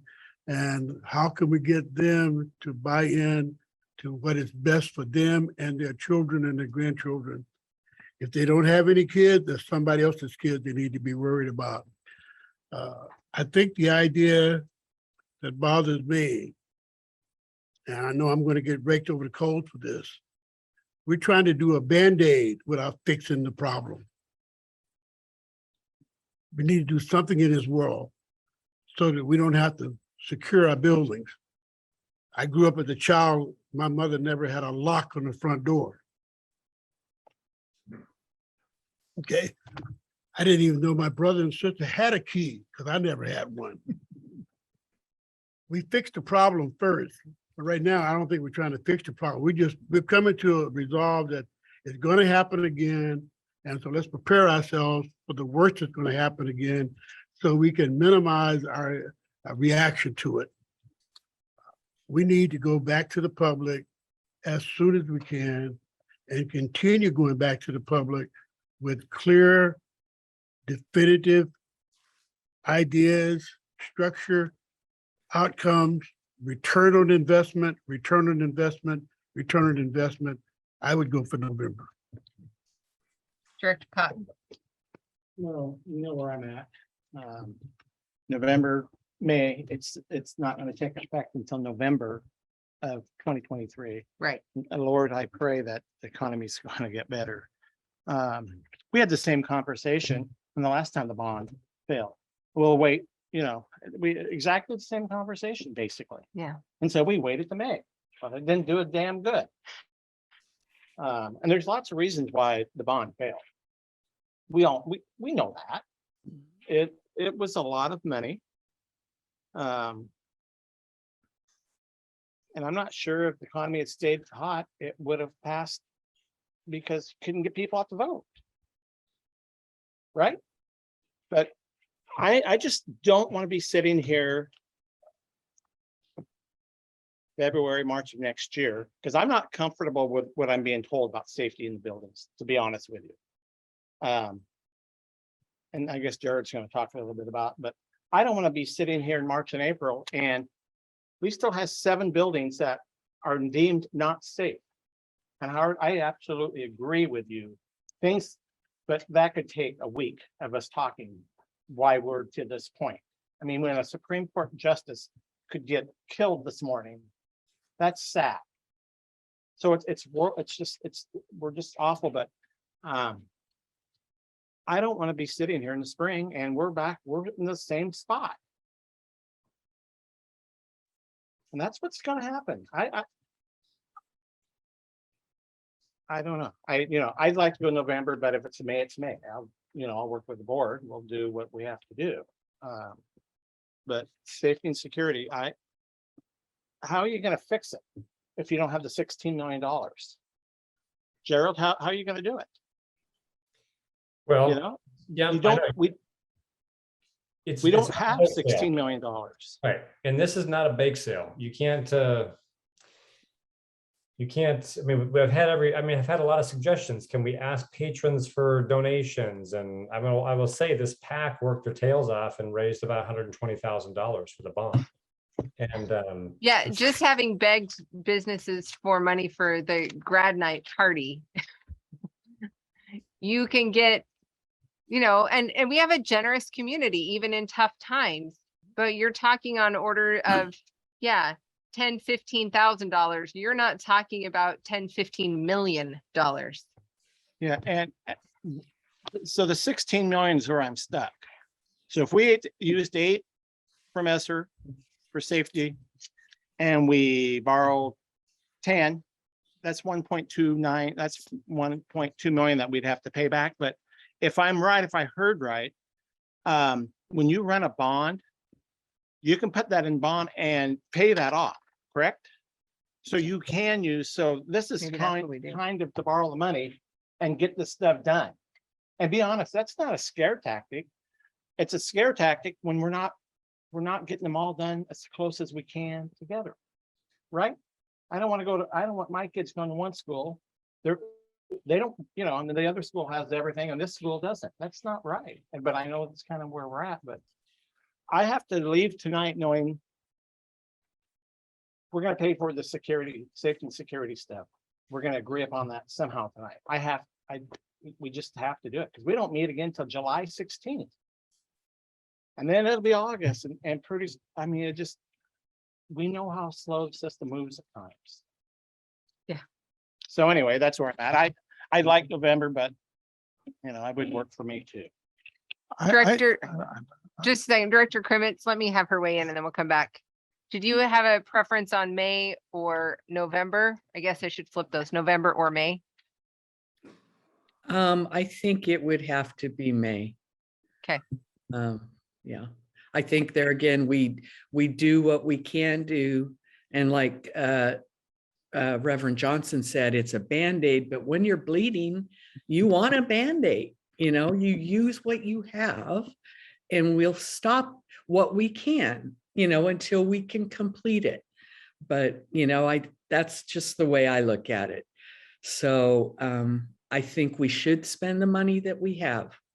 Okay. And I think we can put it out there to the community.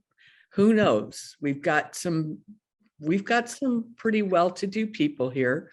They could get the vision and you just don't know. So I would float it out there that way. I'm really interested in what we can do without a bond with various sources of money we can get. Yeah. The next thing we're going to be talking about is what we see as the danger from having kids in the old main building. And that's something that if we're going to take care of that problem, it's going to cost money. I want to know how we pay for that. Security thing is, it's not just an armed shooter that we're concerned about, because we've had trouble with trespassers in buildings. We've certainly had trouble with trespassers on property. At the same time,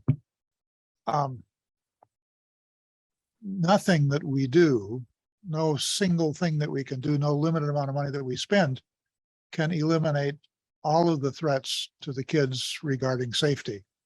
Right. There are times when the school buses are there and kids are getting out and going into school and out, and we could be watching what's happening. But if there was somebody that meant harm, that would be a dangerous situation, and all the fences in the world wouldn't make a lot of difference. If we wanted to put a fence around Sunny Slope to eliminate the chance of some strange person coming onto the campus and abducting a kid during recess, I've seen fences around the VA. I've seen fences around schools in Portland. I've seen fences around parks. And inside of 3 weeks, there are holes in those fences. I mean, it'd have to be some pretty neat fence to keep people from doing all that sort of thing. I can understand fences that are meant to govern where and how visitors approach the buildings. But like you say, that's going to be different at every different school. I guess I'm just saying it's easy to say, I want fencing, I want security. I think we need to have pretty good details about just what we're talking about so we know how much security we're buying. I like the idea of electric doors and window and cameras. Even this business about, ring cameras would be a improvement in certain situations at certain times, but at other times, not going to meet other kinds of threats. And there's just a multitude of different threats.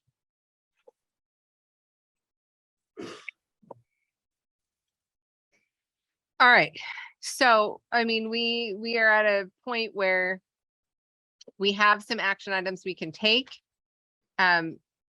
We can move forward spending. I mean, obviously, we're going to approve any expenses as they come up. They're going to get a quote on things, building the vestibule at this building will cost this much, and we'll approve those things as they come through, because those are outside of the budget already with that ESSER fund. We can talk about moving forward. We can talk about spending what we have and borrowing a small amount so that we can move forward on that $16 million amount and put the rest of that in the bond. We can vote right now on running the bond again. We can do that on top of voting to run the bond again at a certain date, either November or May. So there's kind of a combination of things. So if someone wants to make a motion of something they want to see happen, I mean, Jared, are you ready for that? Is that where we're going from here? Yeah, I mean, really, we're at a spot of I mean, kind of what I heard tonight was some questions about when. I mean, in terms of when this would happen, the how piece. But what I heard tonight is a board expectation. Now, remember the ESSER funds, there's a whole nother process for approval that isn't with the board, it's with the state on these funds. And so we have to kind of go through that process as well. They will also have to be board approved. So we need to get that process going. What I heard tonight is I heard a couple of things that were some questions on November or May, but what I did seem to hear the thread is spend what we have, the 8 million in ESSER, 3 million in ending fund balance, that would give us $11 million. And we figure out how to get the rest of the money, even if it's borrowing to get these projects done. What we could do then is we could come, I mean, even if it's a November or a May, that could be, the borrowing could be recouped in that process. So that's what I heard. And now I think the other caveat is, you know, as quickly as we can move, it's not going to be quick enough for the board. It's not going to be quick enough for me. It's not going to be quick enough for our kids. It will not be quick enough for our families. The time to get things done is remarkable, actually. I mean, by the time you get things approved with the city, with a new vestibule. So we'll try what we can to get these done, but I know we still have issues, particularly in the security side of things with the hardened software, in terms of, you know, trying to get the equipment. And I think there's been a run on that post Texas, unfortunately. So we'll move quickly, but that's where we need the board direction to move. Yeah, go ahead, Derek. So on the safety and security stuff, I know there's a lot of stuff in that, you know, such as you come into the festival and you can scan a driver's license or whatever, and it runs information on an individual. Somebody, if you don't want in there, you'd say you're out. And then I think there's maybe another where I read where it prints your tag that you wear, maybe your pictures on it and the time frame that you're in there. So there's all kinds of things, but if it's $16 million, we use 8 of the ESSER, 3 of the ending fund, that's 11. And if we have to borrow 5, and I'm not a fan of borrowing, but on this case, I don't think we have a choice. It's around $650,000. Yep. That we would, you know, over a 10-year period. However, the bond, we do a bond in November or whenever you do it. That could be part of that, and you could repay that and get that off the books. It's true. That sounds reasonable to me. So is that a motion, Ann? I would make that motion. I'll second. Okay, so what's on the table is we're going to move forward with the money that we have. The 11 million from ESSER funds and what we've saved up in our ending fund balance. Borrow 5. And then we're running the bond again in May. Do we need to do this separately? How do we handle this? She's shaking her head. Sorry, I have somebody asking me a question. I think we should do them separately. Okay.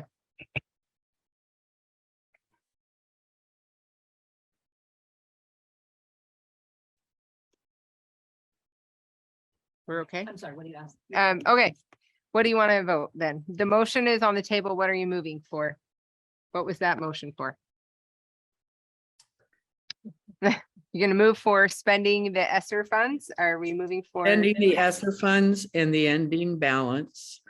And then borrowing 5 million. And that's to do the, security component. what was the security component Of the last bond. budget? Yeah. Less the generators.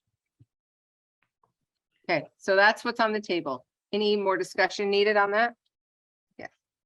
Charles, Does that leave us any money for dealing with modulars in connection or dealing with the old main issue? no. That's a good point. That is the same till of money.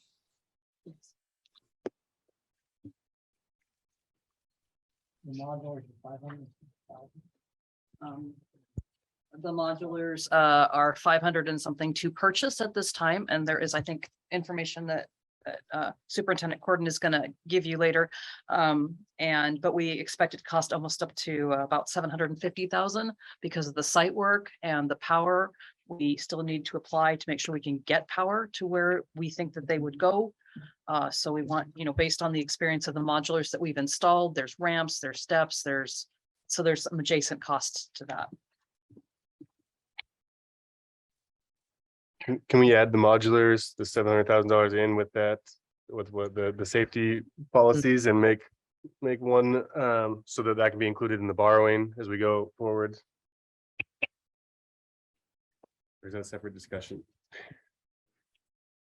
I'm kind of nervous about spending more money that we don't have.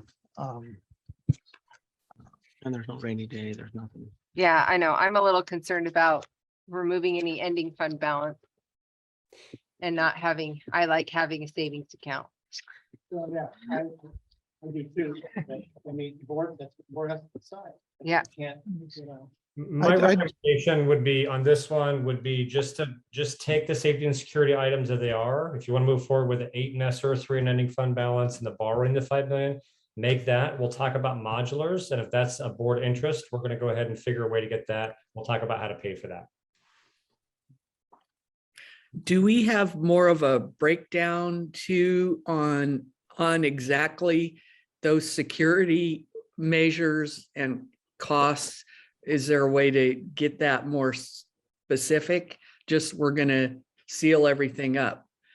I just wondered if that's available. Yeah, we could get you something more specific once this appropriation happens and moves forward. We're in the process of getting renderings and drawings done, and we can get you something more specific. Okay.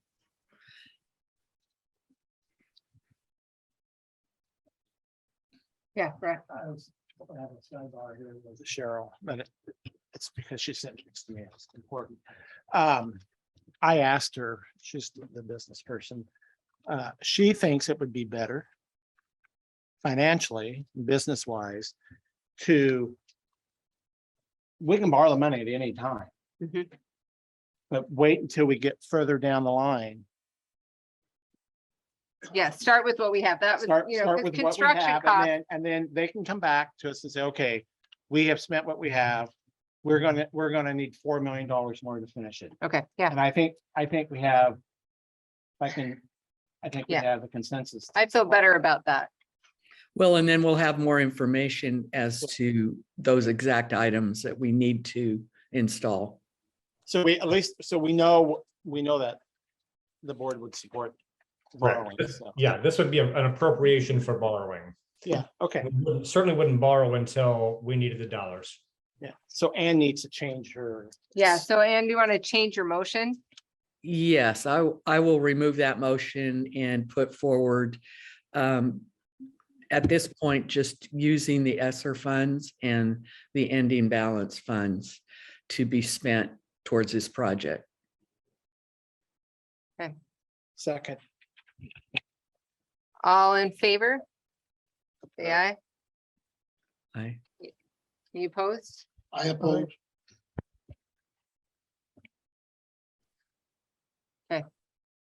All right. Item number 4. Okay, thank you. I mean, 5. Item 5, thank you very much. Okay, so as you know, one of the board priorities was rebuilding. Oh, wait, we need to pause. I'm sorry, we need to vote on the bond when we're running the bond again. Oh, thank So you. I will entertain a motion. I'll propose the motion of running the bond again in May of 2023 with the 3 prioritized projects totaling $83 million. I'll second. Any further discussion needed? All in favor of running the bond again in May of 2023, say aye. Aye. Aye. Aye. Any opposed? First time I think that- It's okay, Rod. We still love you. We know it's just because you want it now. Want it now. All right. Okay, both of those. Now, Superintendent Cordon, item number 5, Okay, thank you coming very in much. at 7:45 at night. I will be quick here. Let's talk about the portables. This was a question, a request regarding the acquisition of portables that the board approached me with at the last meeting. We were actually able to locate 3 newly built portables that were for another school district in Oregon who I believe might have run over their budget. As Cheryl mentioned, the modulars themselves are about $550,000 for 3 double wide, give us 6 classrooms. There are some additional costs, transformers, there's some 600 amp service work, pad work, ramps, permits.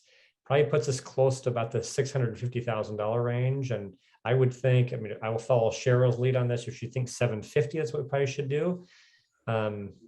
This purchase would, of course, require, again, board approval, but what also, this would be ESSER funded, would require an application to ESSER for the use of this purchase as well. And of course, this would be $700,000 that we don't have after the last motion. So we would need to figure out how the board wants to move forward on this.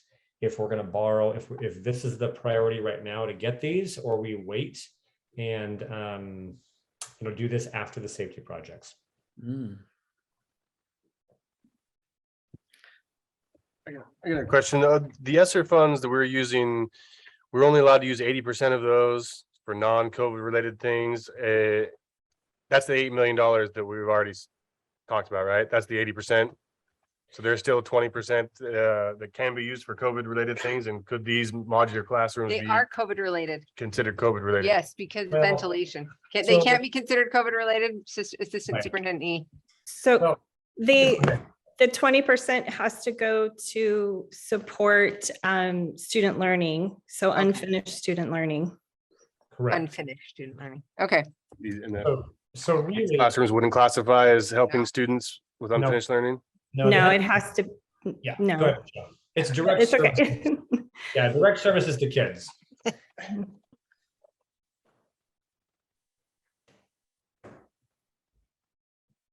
So question for the board is, this does require board approval because of the amount here. Should we move forward on the purchase of these right now? Does the board want to consider this and come back and wait?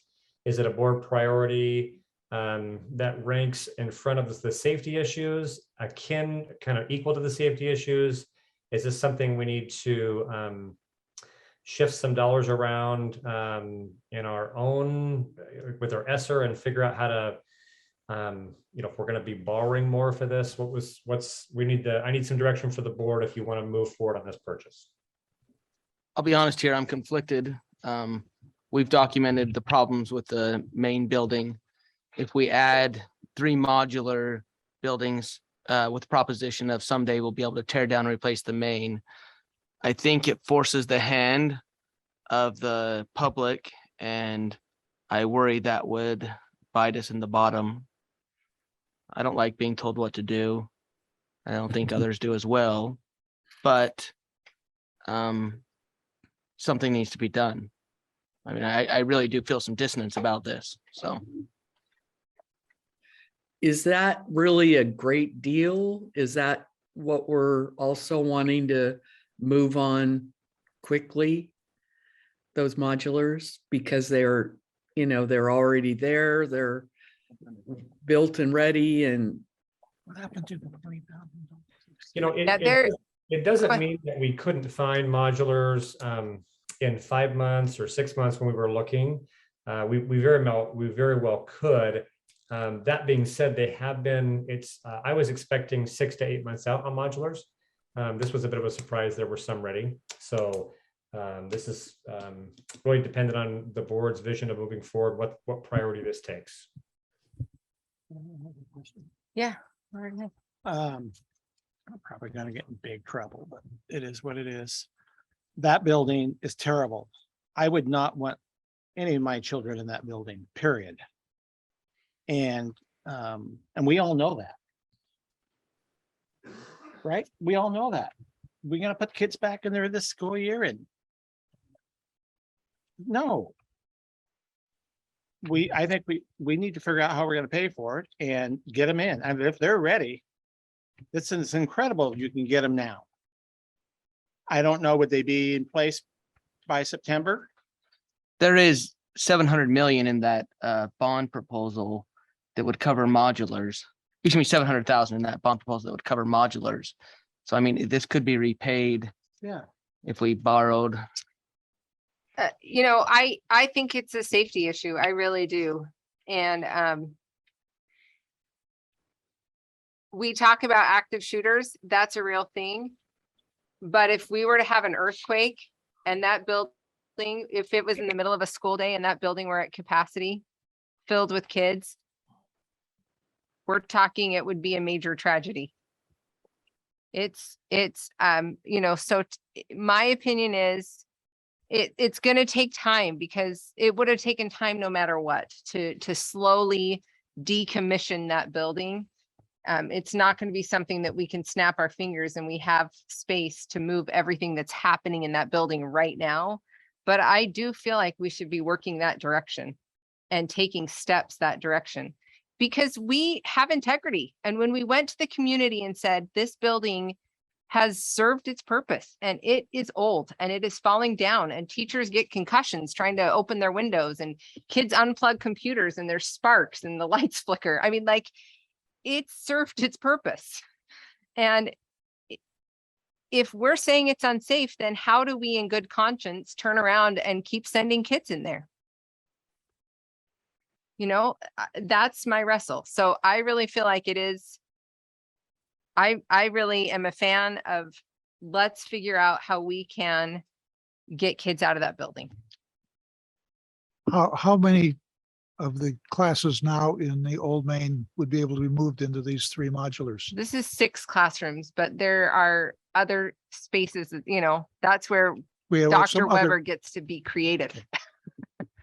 It would be awful for teachers, I'll be honest, because it would be a lot of shuffling and there would be no free periods in their classroom and teachers would be probably a little bit livid, and understandably so.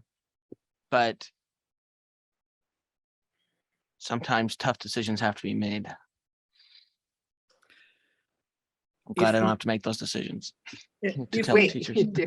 If we weren't able to roll it into the bond though, and we purchased them as a part of a loan package, you know, you talked about a lot of the staffing and where are we going to get the money?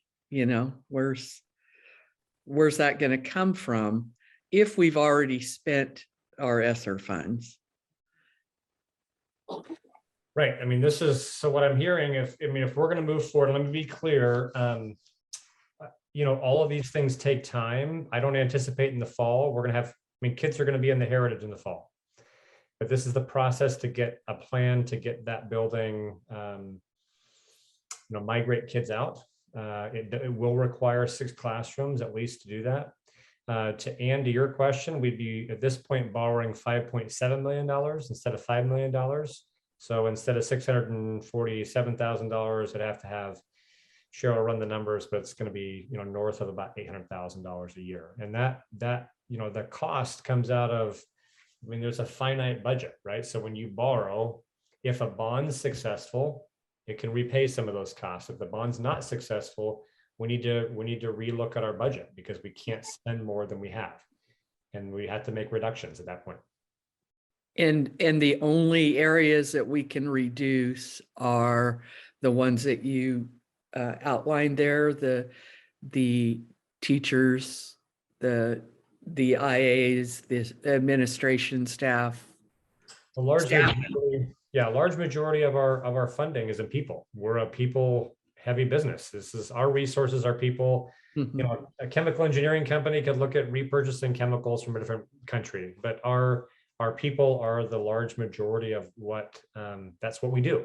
And so that's where the majority of our resources are. And there are other things we can make minor cuts in, but there's a lot of fixed costs in those other 15%. You don't we can't tell the power company to reduce 15% of the power, for example. So it would likely come, we'd have to look at, it's going to make an interesting budget process because we have to make sure we, you know, we got to live within our budget at that point. She's not here. I have a couple comments. I wouldn't be surprised if we're going to get some money, more money from the feds concerning safety, school safety. I would think so. You know, that may happen. There's also things, and I'm already in the ground right now saying stuff, but we also own a ton of, we need to look at our real estate again. How much land that we have. We have a lot of land that we own. Some that we shouldn't get rid of, but there's some that we could have a healthy discussion on unloading. So there is, and probably board members that have passed away or turning over in their graves, but some of this land you're just never going to use. You know, we were supposed to have 9,000 kids.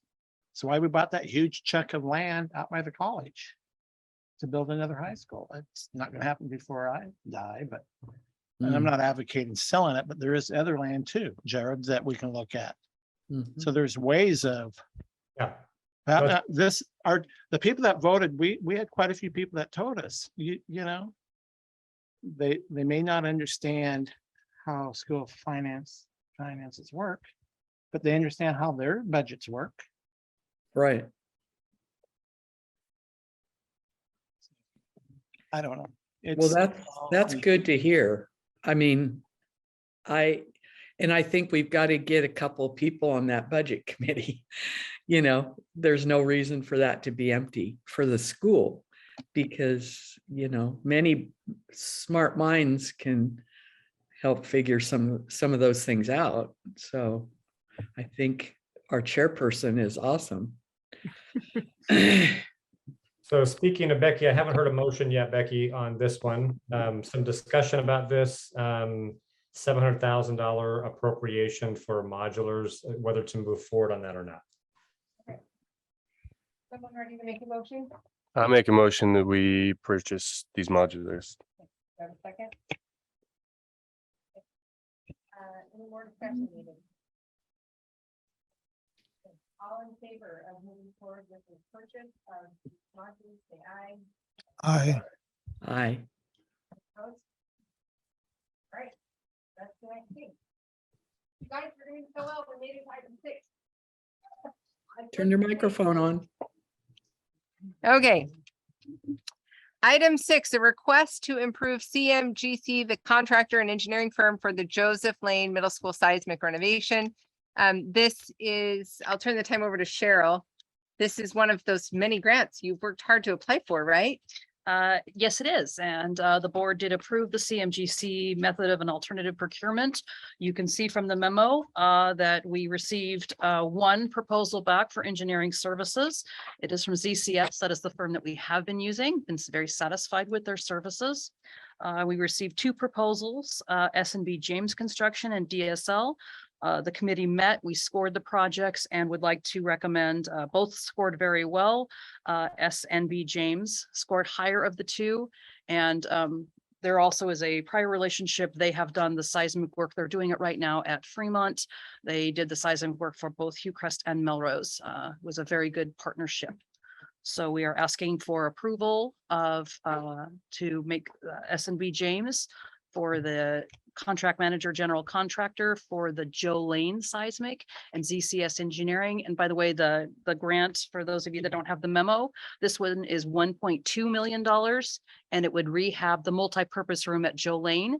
And it will be done. It could be done parts of it a little bit sooner, but no later than the end of September 2023. I move the adoption of this. Thank you. Second, A second. any further discussion?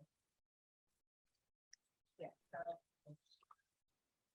Okay, all in favor of approving this request? To approve the contractor and engineering firm for the seismic renovation of the middle school, say aye. I, Aye. Item 7, page 51 in your packet. This is a memo outlining the request for the approval of building maintenance and equipment expenditures, including the replacement of intercoms and clock systems, and fencing, placement of HVAC units, and installation of a wheelchair. Turn your microphone on. It's dead. I Oh. wasn't ready for a meeting that goes this Oh, long. oh, okay.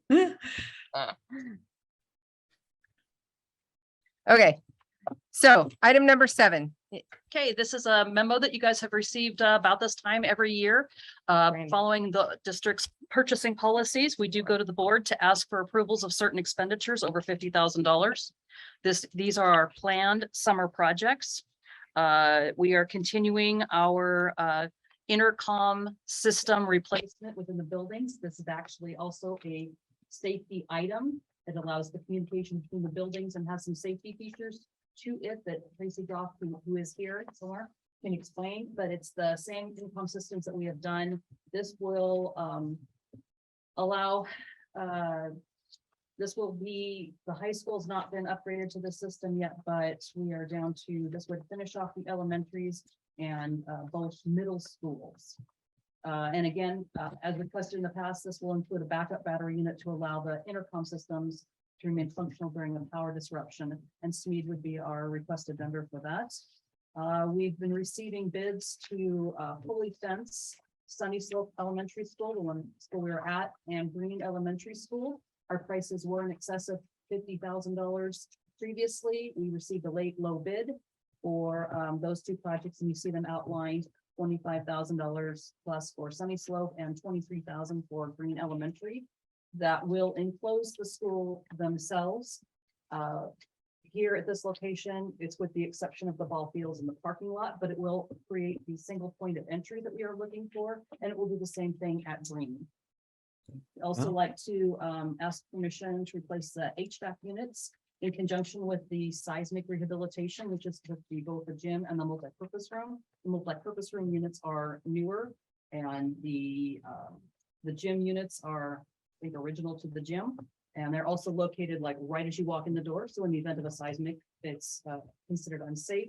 I need your approval, not only because it is over 50,000, although it is part of the seismic, but it's also using $150,000 of ESSER funds for the increased airflow and air exchange to the outside. And for ODE's approval process, I need board approval. We are also using summer learning funds. Again, I need board approval for this as a capital outlay item. We are proposing to install a wheelchair lift in the upper hall at Joe Lane. You know, the upper hall, you've got the music rooms here, and you've got bathrooms in the rest of the hall here, and there is stairs in between. The only other, including the bathroom, is down here. So the only way now, if you are in a wheelchair to access the remainder of the hall, is to go outside. There's a set of some, kind of steep ramps out there, and also it's not all entirely covered. And again, this is using summer learning funds, so that's a really great benefit. Okay, I'll make that motion. I do have a quick question, if that's okay. Sure. Did I hear you right when you said that fencing came in at $50,000, The fencing projects, yes, a similar, another bid was. but then a lower bid came in at half? Correct, correct. Wow. Well, not quite half, it was a accumulation thereof. Tracy. They came in much lower, so we changed these dollar amounts. Okay. That's good. Yeah. Roughly 80,000 total from the first lowest bid, the second came in around 55. Wow, that's a big difference. so this motion is for all 4 projects set out on page 51. yes. Okay. Okay, any further question? All in favor of approving the building maintenance and equipment expenditures as outlined on memo, page 51, say aye. Aye. Aye. Any opposed? I wasn't watching, so, okay. Item number 8, the recommended student fees for the 2022-2023 school year. Just of reference to board members, we have been working really hard to minimize the families' output for student fees for the past few years. So I'll turn the time over to Superintendent Corden. Yeah, thank you, Madam Chair. This is really kudos to the board, agreed, because we've used the student investment account dollars to make sure that kids have more access and opportunity for the things that matter. And before you on pages 47 and 48 in the packet, you'll see the recommended student fees for this year. And if you have any questions, please let me know. Otherwise, we can entertain a motion. Just a quick question. Are these the fees the same next year as they were this year, or were there increases? Nope, there were no increases this year at all. Maybe the one organization in the country that could say that. Okay, the chair will entertain a motion. I make that motion. Any further discussion? All in favor of approving the recommended student fees for the 2022-2023 school year, say aye. Hi. Hey, item number 9. Now we're really clicking. The board policy sections A, B for second reading and adoption. Director Freeman. Thank you, Madam Chair. Quick review. Board adopted policies govern our organization. They're the rules that direct how our organization operates. Adopting board policies is an essential function of the school board, a function I know each of you take very seriously. Adopting policy typically follows a pattern of first reading where policies are introduced and discussed. Then at a future board meeting, they are presented as a second reading for adoption. The second reading allows time for the board members to review the proposed policies. Both first and second readings require a motion before discussion can take place. Once a policy is approved by a majority vote after the second reading, policy is adopted. This board has asked that the policy subcommittee review all district policies as many are outdated, I believe 1997. Directors Cotton, Lee, and Krimitz represent the board with Director Cotton as your chair of that subcommittee. Superintendent Corden and I sit on the committee. The district hired OSBA policy analyst Rick Stuckey to lead that process. Director of Finance and Operations, Cheryl Northam, participates during finance and facilities discussions. Director Melissa Roberts participates during student services discussions. This committee has engaged and has taken this task with earnest. The committee has dedicated several hours to the process and is engaged in deep, meaningful conversation. When appropriate, it is asked for legal advice and/or has asked Mr. Stuckey to seek further information from OSBA attorneys. Please know that when policies are presented to the board, they have been fully vetted by this committee. I also want to give a quick shout out and thank you to Stephanie Taylor, who schedules, organizes, and documents policy changes. She's been amazing in supporting this process. Having laid all this out for you, I have 2 agenda items to present for your consideration tonight. The first agenda item is the second reading and adoption consideration of policy section A, B. These were presented for first reading at previous board meeting. The second agenda item is the first reading of policies section C through G. Madam Chair, I give the floor back to you to entertain a motion for agenda item number 9, the second reading and adoption of policy section AB. Thank you. Chair will entertain a motion to approve board policy section AB for second reading and adoption. I move to approve policy sections A, B for on second reading and adoption. I'll second that motion. Any discussion needed? All in favor of approving? I just wanted to add Oh. one thing because I'm new to, to the board, but policy and curriculum and instruction were the motivating factors for my wanting to serve on the board. And so I just wanted to assure residents and the community that we did really, we went through page by page, lots of reading, lots of studying, and we did put input where we could. There is a lot of things that are regulated, and it's just the way it is for people that are not familiar with how policy works. So I just wanted to, as best as we can as a district, we're doing our best to keep the policies, the local control that we have, representative of our community and in our values. And so I think that, I can be confident in of voting for that approval and adoption. All in favor of approving policies AB for second reading and adoption, say aye. Aye. Aye. Okay. Next item on the agenda is board policies C and G for first reading. So again, this is not voting to approve them. This is just voting that we will now review them to be approved at a future meeting. So the chair will entertain a motion. I'll move the adoption of C through G on first reading. Okay. All in favor? Oh, I need a second. I'll second the motion. Okay. Any further questions? This is lots of homework this Well, time. let me just comment in light of what Ms. Crimmett said, that we're driving that poor Mr. Stuckey from Salem easy with all the questions we asked him. Good. If we are paying him, we ought to get our money's worth. Yeah. Okay. Okay. All right. We got a motion. Did we get a second? Yes. Okay. All in favor of approving section C through G for first reading, say aye. Aye. Aye. Okay. Item number 11. Assistant Superintendent need the proposed adoption of the ELA instructional materials for grades 6 through 11. Thank you, Chair Larson. The secondary ELA adoption team and the district curriculum and instruction committee are recommending the adoption and purchase of Houghton Mifflin Harcourt into literature as the district 6 through 11 ELA instructional materials beginning with the 22-23 school year. We are asking the board to approve the adoption and purchase of these materials. Chair will entertain a motion. I'll second. Any questions?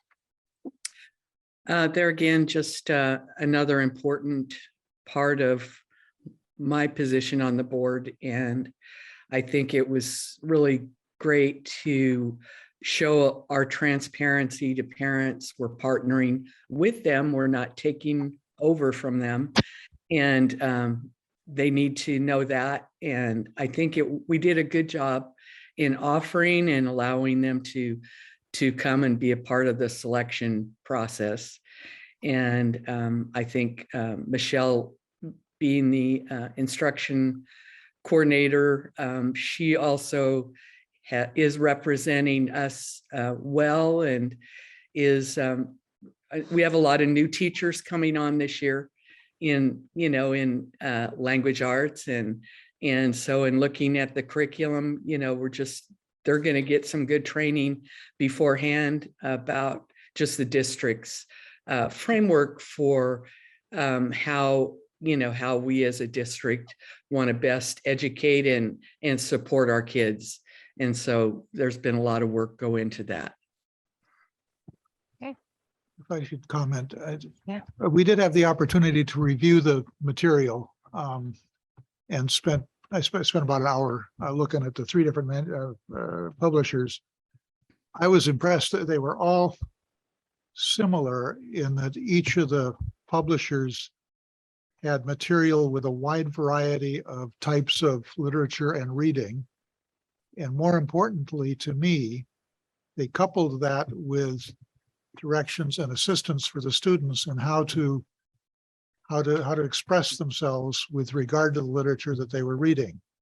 Advice to the kids about how to make an oral presentation, how to do a cartoon, how to do a short story, how to do an essay, all of which I found much more enlightening than anything I read 60 years ago when I was in middle school.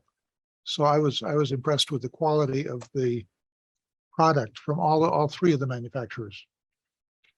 Yeah, I was too. I felt like they did a lot of good balance of historical readings and things to really analyze, and then really relevant. It made it very engaging because we want our kids to be able to engage well, and also writing, because our kids being able to write is so critical for good success. So this particular one had really good writing elements too. So I liked it. Okay, all in favor of approving the proposed ELA adoption, say aye. Aye. Any opposed? All right, item number 12, the proposed health adoption curriculum for grades K-5. Assistant Superintendent Nee. All right, the elementary health adoption team and the curriculum and instruction committee are recommending the adoption of the Great Body Shop as the district elementary health instructional materials beginning with the 22-23 school year. We are asking the board to approve the adoption and purchase of these materials as well. Okay, the chair will entertain a motion. I'll move the adoption of the health curriculum for grades K-5. I'll second that. And there again, as just being chair of that committee, I felt like it was that was an area that was of a lot of concern for members of the community. It is a new area. It's not one that we've done before with the younger kids as far as health education, but there again, we are focusing on the health education of it. And it's a very transparent curriculum where parents are going to have complete opportunities to review and look at what will be taught that month. And these classes, I found out too, are once a week for 45 minutes. So it's not like it's something that we are just really drumming on. It's giving them the information that we feel like our students do need, and will be protective of them in a lot of ways. So I think there again, with the instruction and really looking at it carefully, I am comfortable with accepting and approving this Great Body Shop. All in favor of approving the proposed health curriculum, say aye.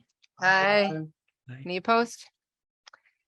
All right, item number 13, are just a update from Phoenix Charter School administrators. We have Thomas McGregor and Brandy Osborne here. Thank you for being patient with us on our very long meeting. And on page 69 of your packet, you should have the metrics that we have requested from them in regards to student attendance, on track for graduation, and academic growth. Yeah, with the mic on, make sure it's on so they can hear. Thank you. Well, evening, it's a pleasure to return for our charter schools quarterly report. I anticipate we will return in August or September for our next report with more concrete data at that time for the 21-22 school year, and this dashboard will be updated and finalized. Overall, tonight has preliminary data showing evidence of improvement, and that is what Brandy will be presenting tonight. My goal before the first school bus of the 22-23 school year will be to have delivered to you all hard copies of the documents that we talked about in February that have been prepared by outside resources. Those items are our full accreditation report from the Cognia accrediting body, the Oregon Department of Education Youth Development Division's Re-Engagement Opportunity Grant report, the Sanctuary Institute Certification Update Report. And then actually we had a team of University of Oregon students work with the parent nonprofit, and they crafted a strategic plan for our organization, which we will also furnish you before the school buses. Digitally, my goal is to transmit our draft improvement plan and work plan for the year. And Brandy will be sharing about Cognia's findings and recommendations. And this plan is among the opportunities encouraged to pursue for Phoenix. Thank you. Were you giving copies? So what we have here is actually our exit report. We just recently received this. If you turn to the slide for slide deck 7, it talks about the general findings and themes. Essentially, what we needed to do this year is we needed to do, so Phoenix is not just Phoenix Charter School, we're also Phoenix School of Roseburg, and we also have Deer Creek. And what we had to do is had to become accredited as a system whole. And so a lot of the conversations around what we were doing, this was almost a triple, it was a triple accreditation in trying to provide information for all 3 organizations that are part of Phoenix School of Roseburg. So the general findings you can see are on page 7, stating that we're a unified, cohesive, transparent, and collaborative culture committed to support and communicate learning and student success that is monitored and adjusted to meet individual student needs. We have a dedicated, passionate, and caring leadership and staff. We have a school that maximizes community resources, digital and information resources, and organizational assets. You can see on slide deck 9, which is page 5, the general findings for opportunities for growth for Phoenix is to, one is to have all of us merge all of our organizational mission statements and strategic plans to ensure continuity. And then the second is to be aware of the need to develop more formalized policies, supervision protocols, and operating procedures to promote successful student learning, educator professional growth, and consistent organizational effectiveness. So we have some work to do, but we will receive the final report by the end of June.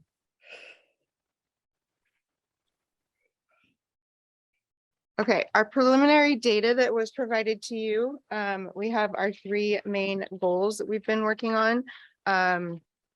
You can see that there is some movement.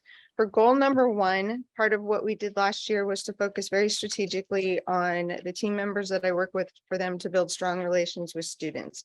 We work to learn why they aren't attending and find solutions to get them back into school and back into their classrooms. We provided reasons to come to school through strong connections with their staff members and their peers. And we had an intentional investment of how every child and faculty member felt safe in our building. It was a rough year, but we made some substantial ground. For goal number 2, okay, I have to pause. We had graduation last night and it was amazing. And part of our goal 2 was some intentional programming for our graduating teen parents. I had 3 babies dressed in gowns cross with their parents across graduation. And it was just amazing. Lots and lots and lots of tears. So we did focus pretty intentional with our teen parents. I think I've had 7 or 8 teen parents with babies in the building this year. So we also took our formative assessments, our STAR 360 and others to drive the course matrix with our pathways transcripts review that we do at least 3 to 4 times a year. I coordinated our skills trainers to follow up with lists of names of students to encourage them to get back into school and to get re-engaged. Our pathways also followed up with students who were disengaged. And so we have a lot of avenues that we work with our disengaged students. Many of our enrichment and CTE programs were high in social or in school connections, our art, music, trades, and garden.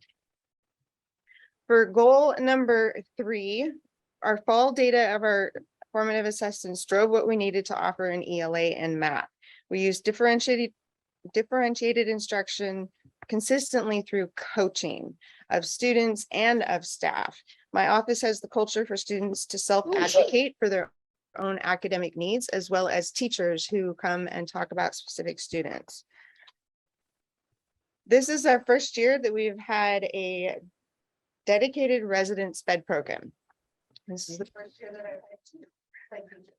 This is the first year that I've had IAs in our building that work specifically on. We built a life skills and academically driven ELA and math remediation course for our high acuity students. Next year, we are having our first ever research. Our spring test results show exponential growth of many students achieving 3 to 6 grade levels in reading and math just over the last year. Our preliminary data report that you have in front of you, the final will reflect that we think that 82% of our students.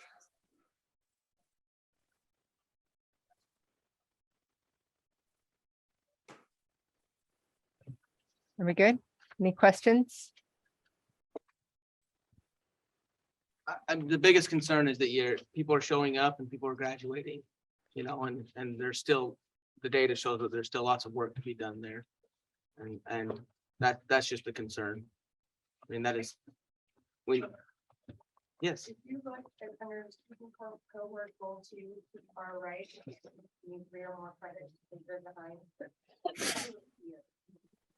Yeah, and I appreciate what you do. I just need more. Does that make sense? Thank you. Battery died. All right. Any other questions, comments?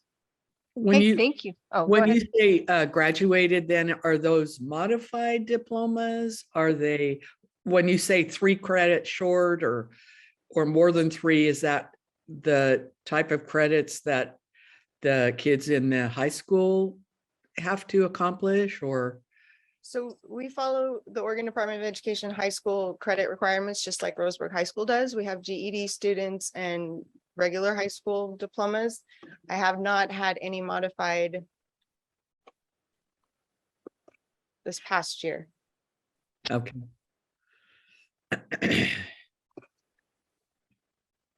Okay. Thank you. Superintendent Corden. Okay, thank you. I understand I'm standing in between you and your beauty rest pillow tonight, so I will try my best to be quick here. I have a little slide deck I'm going to throw up here for you and zip through this real quick. Some of this is a follow-up from our previous conversation. But oh, look at that great picture. Graduation was amazing, and I want to just say thank you to our graduates and our staff and all of our kids for that great moment. It does take time to get there, and it takes a lot of investment in these kids, and they were amazing. It was fantastic. Thank the high school, Jill and her team for putting on another great graduation, and thanks to Reverend Johnson and Becky and Brandon for helping assist with that as well. So I want to mention a few things tonight. First is the Education Center. We are making an investment out of our state school funds to rethink and redesign a place for kids who traditionally have been excluded from school. And what this looks like is currently when kids have issues that involve an exclusion from school, a suspension, or an expulsion, we need to do a better job as a school district to make sure we're addressing those foundational antecedents, if you will, the function of the behavior that got them there. In other words, vaping has been a pretty big deal the last couple of years. And our current practice is, look, if you vape once, we go through this one process and get you on a conditional. If you vape it again, you're out. But in our current process, we don't give any help. There's no drug and alcohol help. If you're getting excluded because of mental health issues, behavioral health issues. And so the Education Center is going to be a new design. It'll be housed at Rose Elementary School. Part of the appropriation you did this morning with federal forest fees, which is how this is going to be paid for, will be to purchase a teacher who will take care of the academic components for students while they're out of the mainstream, if you will. We're also going to hire a clinician who will work with students and kind of help address the needs that they have. We'll have a few IAs, and those IAs will work with students when they're at the Ed Center, as well as transition back to the mainstream with students to make sure they're being successful. So thanks for your appropriation from those federal forest fees that will fund this new program. Next, I want to let you know that we received this Seismic Rehabilitation grant. Thank you, Cheryl and her team, for another application. It's worth noting since 2015, we have received $13.2 million in seismic rehab grants. This is for Eastwood's multipurpose room and kitchen area. And these $2.5 million grants are great because they move us to immediate occupancy as soon as it's done for life and safety. So that grant, we'll bring that to you for the process soon on that. We're hoping the summer of 23 that will begin at Eastwood Elementary. We have posted a new, we have a position for a new safety officer.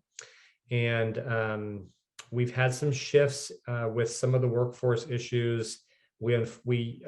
Unfortunately, we used to have 2 school resource officers who are Roseburg Police Department officers, and we currently only have 1, as Roseburg Police Department has had a hard time keeping or hiring officers. So we used to have 2 dedicated officers. 1 officer would work at both middle schools primarily. The other officer would work at the high school primarily. We are down to 1 SRO. And again, that's not due to us not wanting an SRO. We really value the contribution of our school resource officers in the police department. However, they just don't have enough officers right now. In response to this, we are going to hire our own safety officer, possibly another safety officer to support our middle school and elementary schools. They will report directly to Ed as we kind of build that team. And that officer will receive training and will assist our school district in law enforcement issues as needed. I want to talk a little bit about some additional safety work we continue to do. I appreciate the discussions tonight. We are going to move forward on installation of front door cameras. These are likely going to be, as Charles mentioned tonight, kind of ring style cameras. It's not the best optic to start with, but we're going to move forward with that. We're also going to continue our work on installation and completion of perimeter fencing around our buildings, as well as magnetizing locks and doing staff training. I did want to let you know too, we have contractors on site at Fremont that are working on the seismic rehabilitation.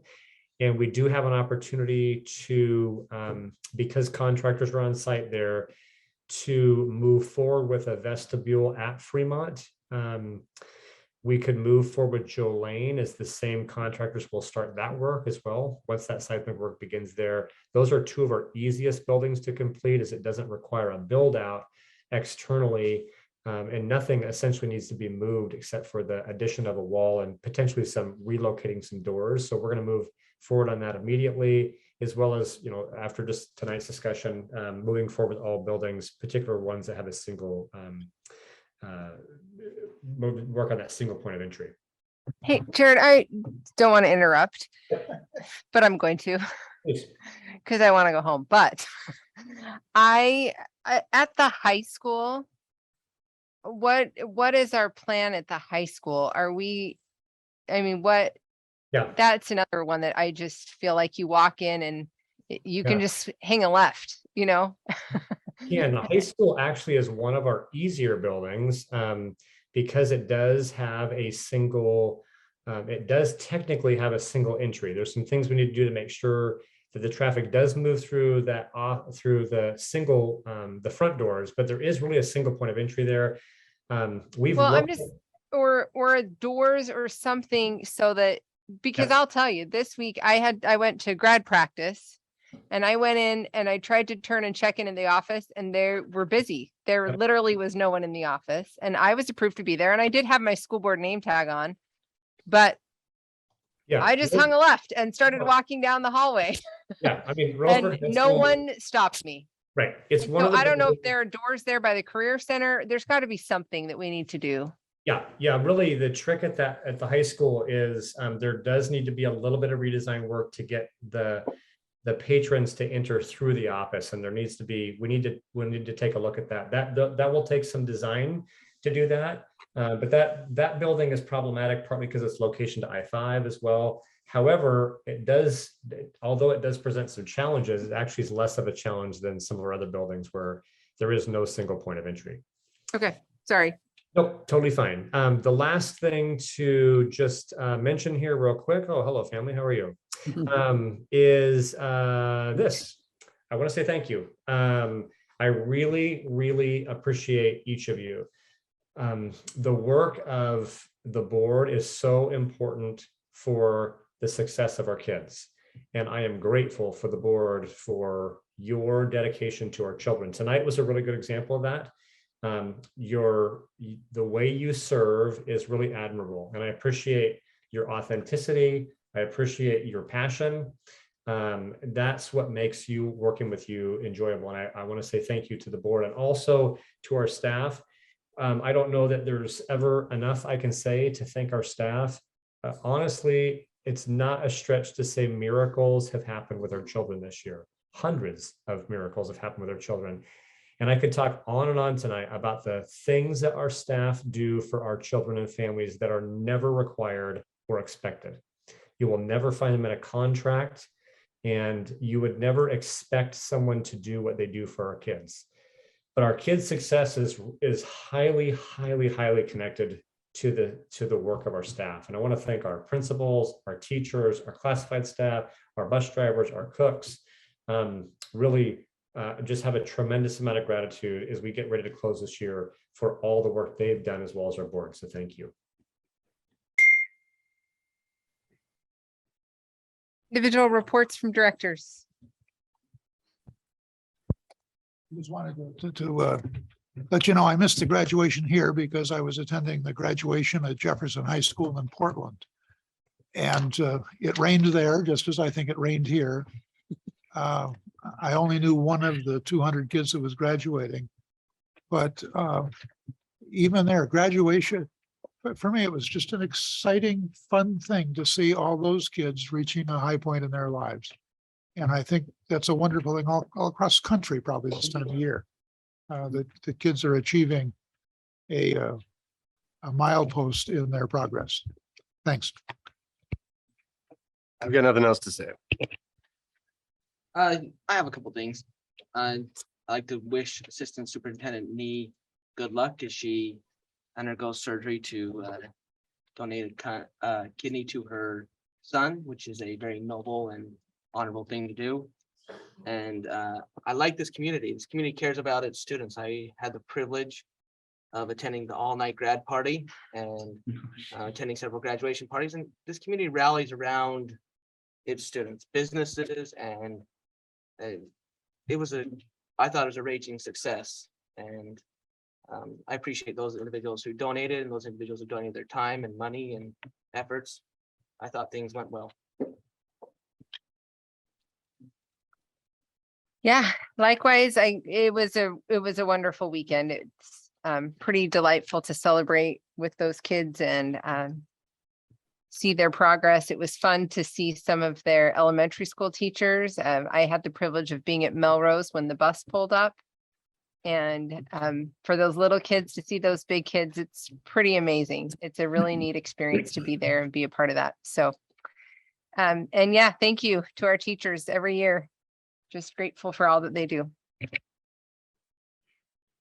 And I thank you for sharing that picture of the grads going to Melrose and just they make they're just such role models for the kids, the younger kids. They look up to them and I felt like, you know, this is what when they graduate, we're proud of their graduating. They've done well, and I'm glad that our curriculum is rigorous so that when they graduate, we're not dumbing down standards, and we're really making it the learning process rigorous for them, challenging, and their school experience fun. So we're really developing a great strategy and plan to make all those things happen. That's part of our board, what we've been working on. Thank you. Reverend Johnson. Thank you, Chair. I'd like to share my sincere appreciation for the subcommittee and the subcommittee work. I respectfully reserve the right to disagree, but they put in such a tremendous effort. I got to give you a hand clap. A lot of work, a lot of attention to detail, and I believe that it will stand the scrutiny of court. And so I'm very proud of the policy review and the curriculum review and all of those issues. On a personal note, as you all know, I went through prostate radiation. My PSA number pre-registration was 17.7. I got the result today of post is 0.1. Oh, wow. That's awesome. My wife is happy and so am I. Thank you. That's awesome. So I wasn't able to be at graduation in person, but I watched it from the very start to the very end. It was awesome. The audio and the visual was perfect. Just the speakers were great. Like I told Rebecca, I was a little concerned when it started raining for the board members, except Howard, he had a hat on, but and Jared, the other ones, I was worried about their expensive hairdos. And but it was great. Marion, I think you were recognized tonight, but I think the board we have a big thank you for you. You just such a strong pillar for the kids at the high school. And we enjoyed you so much coming to the board meetings and reporting what was going on at the high school. You're just a great person.